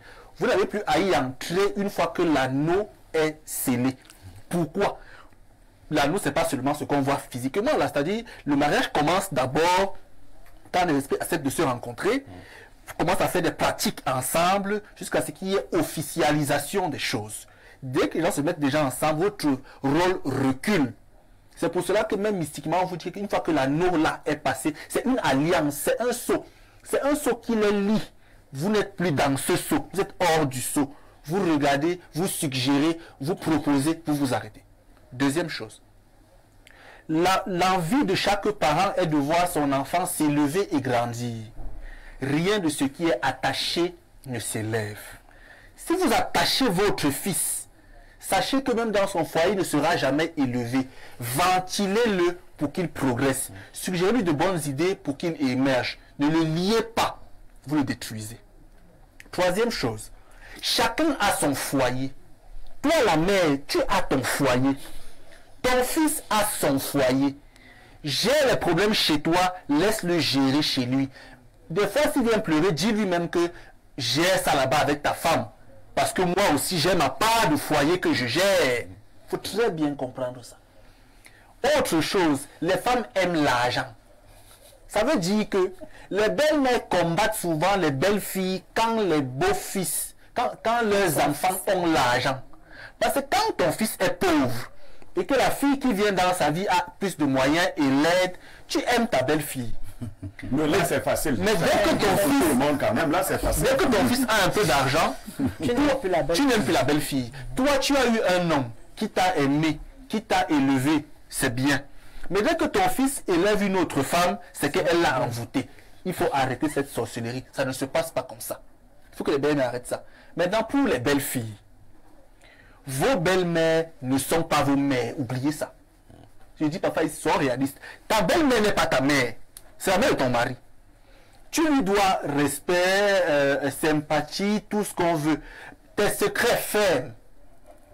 Ce que tu peux gérer ton mari est dans ferme ta bouche. Par moment également, il y a une sorte de complicité qui s'étisse parfois entre la belle-mère et la belle-fille. Mais habituellement, ça se termine toujours mal. Mais tu as tout dit. C'est là qu'il ne veut pas accepter cette complicité. Il faut tenir une distance raisonnable avec ta belle-mère. Elle n'est pas ta mère. Ta mère t'a accouché. Si elle vit, tant mieux. Si elle est morte, tant pis.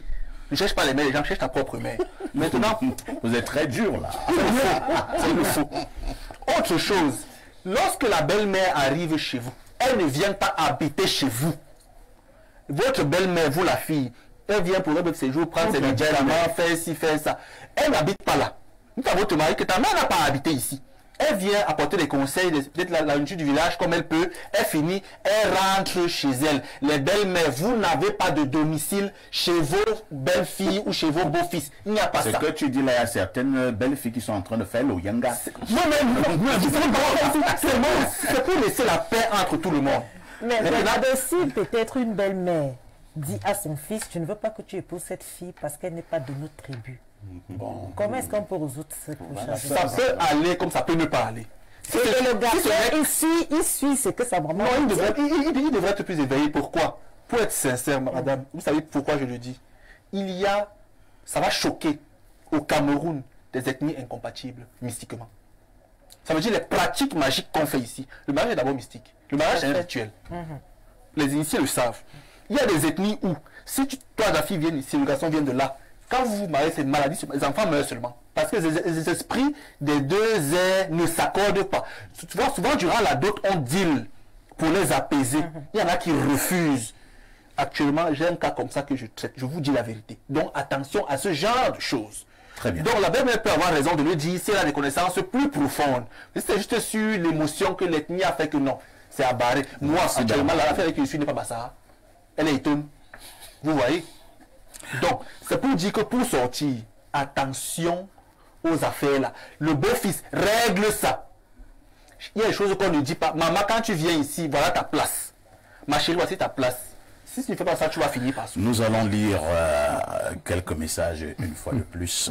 Bonjour au panel. Concernant la thématique du jour, je pense que tout dépend de la manière avec laquelle chacune prend l'autre. Une belle fille qui prend sa belle-mère comme sa propre mère et vice-versa n'aura jamais de problème. Ça coince justement lorsque les deux ont du mal à accepter que l'autre est soit ma propre fille ou ma propre mère. En passant, je fais un coucou particulièrement à la dame sur le plateau, car, sauf erreur de ma part, je l'ai reconnue et elle a été ma camarade en classe terminale à 4 espagnol au lycée classique de Bafia. Bon début de week-end à vous, Bertrand depuis Mendon. C'est vrai? Bertrand depuis Mendon. Non, vous avez été à Bafia. Oui, j'ai fait terminale à Bafia. Tu ne peux plus connaître Bertrand. Ça veut dire qu'il te connaît. Awam ou Bertrand? Oui, c'est apparemment, tu l'as marqué. En terminale A4 oui, espagnol. En terminale A4 espagnol, j'étais tellement brave. Elle aussi. Mais très malade. Mais Bertrand, il faut arrêter ça. Il n'y a pas les impuissants sur le plateau. Arrête ça. Arrête ça. J'aime pas. On ne peut pas dire à Bertrand, on sait qu'en terminale, qu'est-ce que c'est? Tu n'étais pas là. C'est son époque. Mon frère, c'est son époque. Il gère ça là-bas. C'est passé. En terminale, j'étais pas du genre de fille agitée. J'étais très posée et les garçons couraient beaucoup. Oui, mais je l'ai rejeté parce que j'avais ma maman qui était très malade, ma maîtresse. Donc je n'avais pas la tête de... On part au 225, c'est la Côte d'Ivoire. À l'époque, on disait filastre pour beau-fils, marastre pour belle-mère, parastre pour beau-père et bru pour belle-fille. Certaines belles-mères n'ont de belles que le nom. Idem pour des belles filles, posant dans tous les cas un défaut d'éducation. Cette problématique a des remugles philosophiques édipiens. Le régulateur, voire le stabilisateur de la relation entre belle-mère et belle-fille reste et demeure le mari et qui se doit d'être mature. Et oui, la maturité de l'homme en est la solution. Ce qui est contemporainement difficile, tant l'immaturité est devenue la chose au monde la mieux partagée. Mais bon, gardons espoir, car il existe heureusement des hommes matures très efficaces qui arrivent à normaliser les tempéraments souvent volcaniques des mises en cause. C'est l'afro-optimiste JJ Guy d'Abidjan.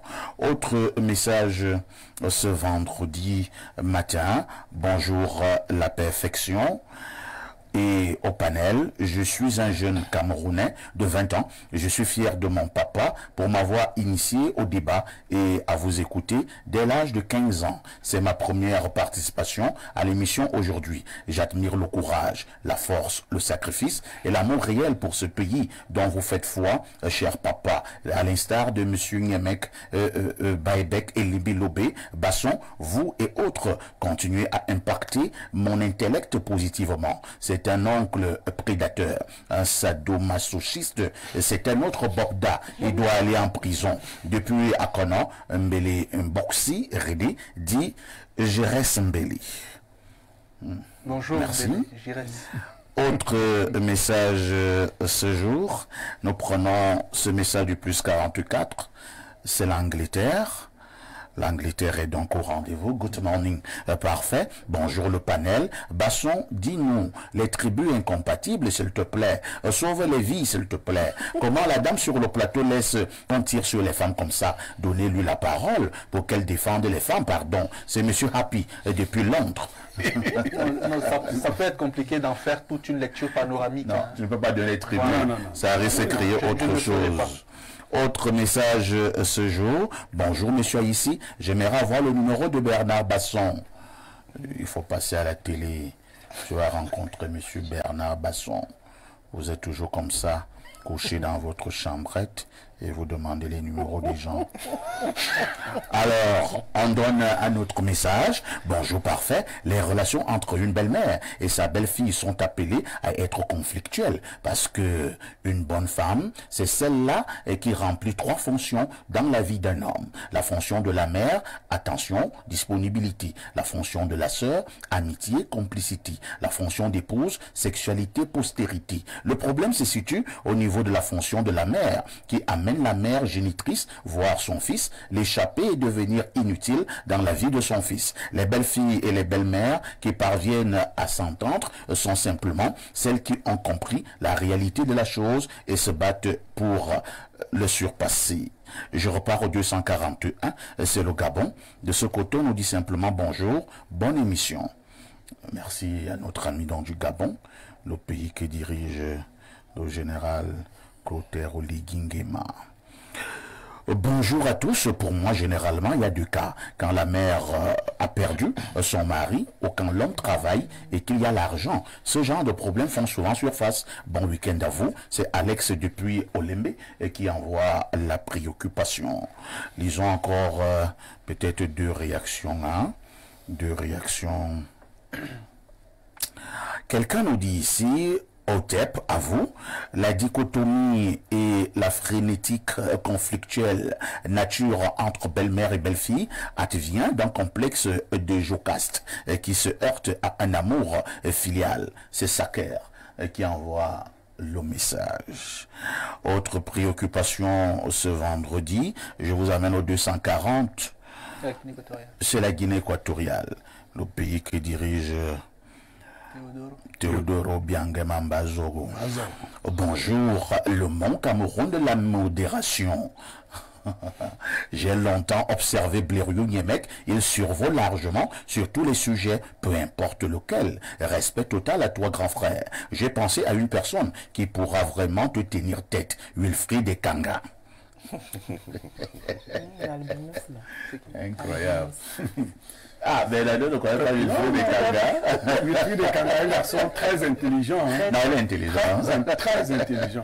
S'il te plaît, parfait. Dans une de vos émissions, surtout, Libre Expression, puisqu'elle est interactive, il faut inviter ce jeune homme. On l'appelle le tueur des profs. Même Wanangini a transpiré face à lui. S'il te plaît, parfait, ce n'est pas un ordre, mais juste une suggestion pour bien des millions de téléspectateurs que nous sommes à travers le monde. Parfait. Blériot, Bernardo, infiniment merci pour tout ce que vous faites au quotidien. Lorsque je vous regarde, j'ai la conviction de croire qu'un nouveau Cameroun est possible. Et ce nouveau Cameroun se fera avec vous ou ne se fera pas. Bonne journée à vous. C'est Herman DiCaprio depuis Bata et qui envoie cette préoccupation. D'accord, j'en prends l'engagement. Je vais chercher Wilfried et Kanga. Je vais le chercher pour venir tenir tête à Blériot. Parce que Blériot survole tous les sujets. Donc, on va chercher Wilfried et Kanga. Ouais. Alors, on va passer la parole au docteur Olémé. Docteur Olémé, il ne nous reste plus beaucoup de temps. Nous allons peut-être consacrer ces petites minutes à quelques esquisses de solutions. Est-il possible un jour que ces rapports donc entre belle-mère et belle-fille deviennent un peu plus sereins, ces rapports? Est-il possible? Ou alors que faut-il faire? Non, il est bien possible, parce que même en lisant des messages là, certains ont développé quelques conseils là. Il est tout simplement question de revoir au niveau de la poche de la ménagère, comme on dit. Il y a plusieurs possibilités. Et que certaines belles-mères deviennent aussi moins sorcières. Il y a plusieurs possibilités. Parce qu'il y a des belles-mères qui sont nuisibles. Ça vraiment nuisibles. Même quand la jeune fille fait tout, le 8 mars comme il arrive là, la jeune fille achète le pain, elle donne l'argent à la couture, bien elle connaît même déjà les modèles, elle va coudre le pain et elle envoie avec même également un petit truc et tout. La belle-mère ne sera jamais satisfaite. Le beau-fils également, parce qu'il ne faut pas qu'on pense que quand on parle de belle-mère, c'est tout simplement, n'est-ce pas, la mère de l'homme. Il y a aussi la mère de la fille aussi. Habituellement, même les mères des filles là sont un peu capricieuses. Oui. On ne fait pas ça. Bien sûr, ça c'est clair. Non, c'est la parole d'un homme. Non, ça c'est. Moi je suis d'accord. Je suis d'accord. Ma soeur, on ne fait pas ça. Non, c'est bon autoritaire. C'est qui? Elles sont autoritaires, mais elles sont autoritaires, mais elles sont aussi dociles. Elles savent écouter. Les étoiles sont touchées là. J'ai déjà dit à Bernardo Arnaud, je suis obligé de le dire, de ne pas suivre mes pas. Oui. Il faut flatter ta belle-mère. Ça c'est. Oui, je suis d'accord. Si tu veux avoir un foyer apaisé, il faut flatter ta belle-mère. C'est une chose. Oui. Non, vraiment, limite-toi à ça. Non, monsieur, mais je ne peux pas. Bon, okay. Parce que ma belle-mère n'a pas à prendre mes flatteries comme si elle avait un pouvoir particulier sur moi. Je la flatte parce qu'elle est une autre maman. Mais je n'ai pas d'ordre de ma belle-mère. Alors, disons un homme à la base doit être autoritaire. Tenez des choses. Un homme doit être autoritaire et savoir vivre. Oui. Il faut savoir vivre. Il faut avoir une bonne éducation. Quand on est bien élevé, bien éduqué, d'abord le mari ou bien la femme, n'est-ce pas, on saura, n'est-ce pas, bien vivre avec, n'est-ce pas, la belle-mère. Vice-versa. Oui. Quand on est d'abord bien élevé, on est bien éduqué, on est autoritaire, non, on a un caractère. Ça veut dire que la belle-mère qui vient en face, elle sait que non. Ma belle-fille, elle fait tout. Elle sait ce qu'il faut. Elle sait bien tenir la maison. Donc, parce que quand elles viennent pour perturber. Oui, pour perturber. Et parfois, le beau-fils n'est même pas d'accord. Et parfois également, le beau-fils n'a même pas d'abord ce caractère-là pour pouvoir dire à sa maman, non, arrête. Oui. Comme tout à l'heure qui a dit, on a mis ma mère, on lui a demandé de s'asseoir à tel niveau. Et je te dis aussi, ma belle, va aussi t'asseoir là-bas. Oui, tout change. C'est ce que moi je veux dire. Tout change. Pas qu'il fait la Donc, il est question d'abord d'être bien élevé, bien éduqué et savoir partager aussi. Bien. Merci. On passe la parole à Jeanne Vondor. Jeanne Vondor, dans les rapports belle-mère, belle-fille, n'avez-vous pas l'impression, et je pense que certains l'ont dit sur ce plateau, que le rôle du mari est déterminant? Il faudrait quand même que le mari ait un tout petit peu de charisme. Tout à fait. Puisque si le mari est mou, moi j'en connais. On les appelle les fils à papa. Je connais un homme qui est tellement lassiste, qui a laissé pour cause sa femme. Sa maman a tellement marginalisé cette fille au point où c'est arrivé qu'on accuse la fille d'avoir détruit le mariage de sa petite sœur. Vous voyez? Et l'homme n'a pas pu protéger cette femme-là. Lorsqu'il n'a pas pu protéger la fille... Parfois aussi, on a l'impression que certaines mamans, je vais utiliser peut-être un mot fort, ont mangé la ficelle. Oui, donc, tout à fait. Tout ce que la maman dit, tel est le cas de ce monsieur applique à la lettre. Oui, tout à fait. Tel est le cas de ce monsieur qui ne pouvait pas dire un mot, même en pleine réunion, on accuse sa femme du n'importe quoi, la petite s'est dit non, c'est ta femme qui a gâté mon mariage. Il ne dit rien. Tout ce qu'il demande à la fille, laisse. Ne réagit pas. Donc moi je pense que relation entre belle-mère et belle-fille, c'est possible quand on se respecte déjà. Donc, dans mon esprit, le meilleur moyen... Cela tient lieu de ton temps de parole. Le meilleur moyen de bien gérer sa belle-mère, c'est de bien traiter sa fille. Dans mon esprit, c'est comme cela. Vous pouvez bien le faire. Ça veut dire que lorsque je me suis rassuré de ce que ma femme est bien encadrée, les caprices de la belle-mère, je ne vais pas les gérer. C'est vrai. Parce qu'il faut régler certaines choses, pas faire ici. Si elle a des besoins, des problèmes de santé, des problèmes comme ça, bien sûr que c'est mon rôle de faire cela en tant que le mari de sa fille. Mais les petites histoires comme quoi, tu ne m'as pas appelé, ça fait 3 semaines, ça fait 1 mois. Je n'ai pas à m'inquiéter pour ça. C'est ce que moi je veux dire. Il y a des belles-mères qui grondent leur beau-fils, et j'en connais parce qu'elles disent au beau-fils là que, mais depuis 3 mois, je n'ai pas eu de poisson. Tu penses que je vis comment? C'est pas en ces termes-là. C'est à ta fille de venir présenter. Moi, je pense qu'il ne faut pas être très rigoureux, Bernardo. Okay. Ta belle-mère peut t'appeler, elle peut te le dire. C'est ta mère, d'une manière ou d'une autre. C'est pas ma mère. Ouais, un peu. C'est ma belle-mère. On passe la parole à Blériot. C'est ma belle-mère. Par rapport belle-mère, belle-fille, que faut-il faire pour avoir le juste milieu? Il faut déjà choisir une femme qui correspond aux réalités sociologiques qui sont les vôtres. Je ne parle pas là de tribu. Vous voyez, les gens aujourd'hui vont prendre les filles occidentalisées. Chez nous, on n'est pas encore habitué à voir le mari travailler pendant que la femme est assise. Les habits. Que vous trouvez votre fils, votre mère vous trouve englué dans la bassine d'habits. Et la fille est en train de regarder la télé. Mon frère, nous on n'est pas encore habitués à ça. Non, je veux dire clairement, aucune belle-mère n'accepterait ça. Non, vraiment. Vous avez donc tout dit. Il y a que quand vous choisissez votre femme, essayez de voir comment votre famille se comporte. Chez nous, on n'est pas habitué. Bon, dans ma famille, on veut les femmes qui travaillent physiquement. Oui. C'est-à-dire, si les ongles de votre femme sont très longues, la première question qu'on va lui poser, c'est que, avec les ongles, si tu peux laver les habits comment? Elle se lave même. Tu fais même ta toilette intime comment? Avec tes trucs de satanistes. Bon, alors, quand toi tu commences à répondre à la famille, parce qu'il ne faut pas aussi aller s'enfermer avec une femme qui va te dépasser. Là, c'est ma femme, je vais... Non, non.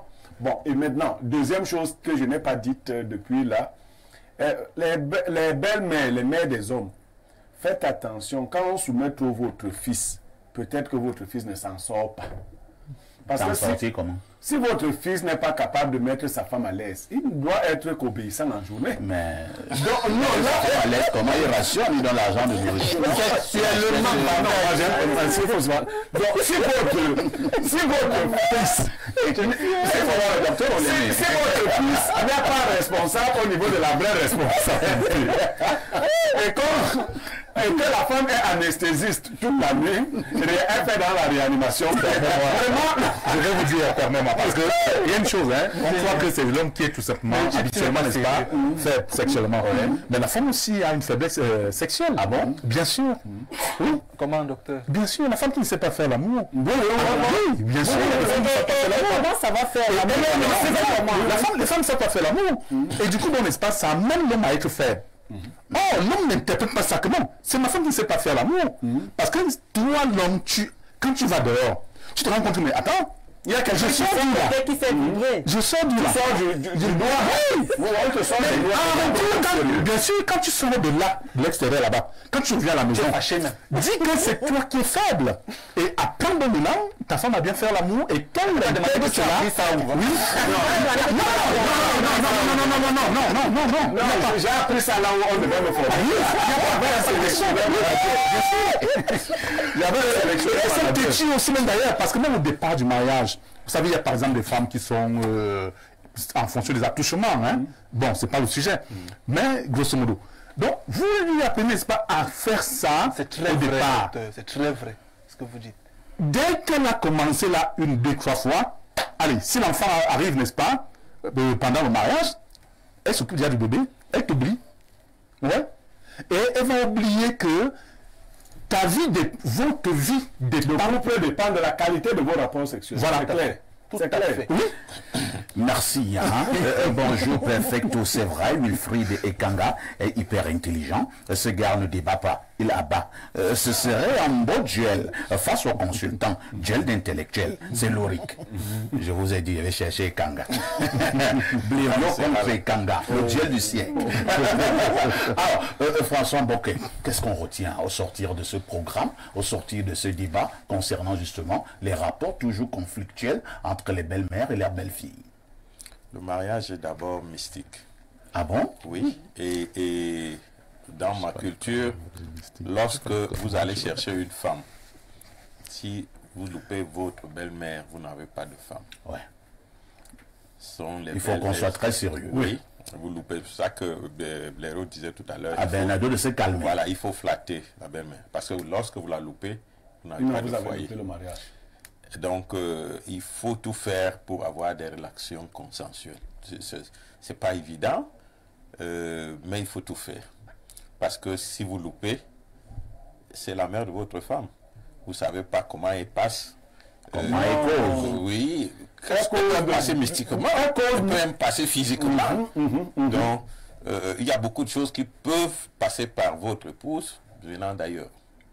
Donc c'est un duel qu'il faut... Donc tu parles aux hommes là. Oui. Il faut qu'on sache cajoler nos belles-mères. Oui, il faut éviter un affrontement vraiment violent. Surtout si vous n'avez pas les moyens de défense personnelle. C'est tout ce que ça, c'est un initié qui parle. J'espère que Bernardo a compris. Lui qui voulait fouetter sa belle-mère. Non, je n'ai jamais dit qu'il n'y a pas à fouetter sa belle-mère. Je le précise. Le cadre de la fraternité doit être limité. Donc, je n'ai pas à me sentir intimidé. Non, je n'ai pas à me sentir intimidé. Laisse d'abord. Laisse d'abord. Ça dit, c'est le doigt tendre qui tire. Merci beaucoup. C'est ce qu'il fallait dire globalement ce matin. Il ne me reste qu'à remercier ces nombreux invités, tout en rappelant que à partir de ce jour, du côté donc de Nkolmo, c'est là dans l'arrondissement de Mbankomo, département de la Mofokona, se tient une grande assise des Mbarkono que l'on appelle l'Omboman. Donc c'est à partir de ce jour. La cérémonie, ces grandes assises prendront fin demain du côté d'un Nkolmo. Sont attendus tous les patriarches Mbarkono et même les patriarches, les hommes des autres tribus Beti, naturellement. Perfecto sera de la partie. Il y a aussi un grand jour pour la BEAC aujourd'hui. Hein. Un grand jour pour la BEAC. Oui, il y a quoi la BEAC? À la BEAC, il y a tout le gouvernement, les 6 membres du gouvernement. Vous savez que depuis les réformes de 2010, la BEAC est gérée par 6 membres, dont un gouverneur, vice-gouverneur, secrétaire général et 3 directeurs généraux, qui seront donc installés à 15h à Yaoundé au Palais des Congrès. C'est un grand jour pour la CEMAC et la BEAC. Vous savez que la BEAC constitue l'organisme d'intégration régionale le plus en vue, le plus équilibré. Merci beaucoup pour cette information. Je vous donne également rendez-vous ce dimanche, comme d'habitude, à partir de 11h30. Ce sera dans le cadre du grand débat de la semaine, libre expression. Tout en vous souhaitant un excellent week-end, je vous pose néanmoins une préoccupation avec tout ceci. Que faites-vous encore ailleurs?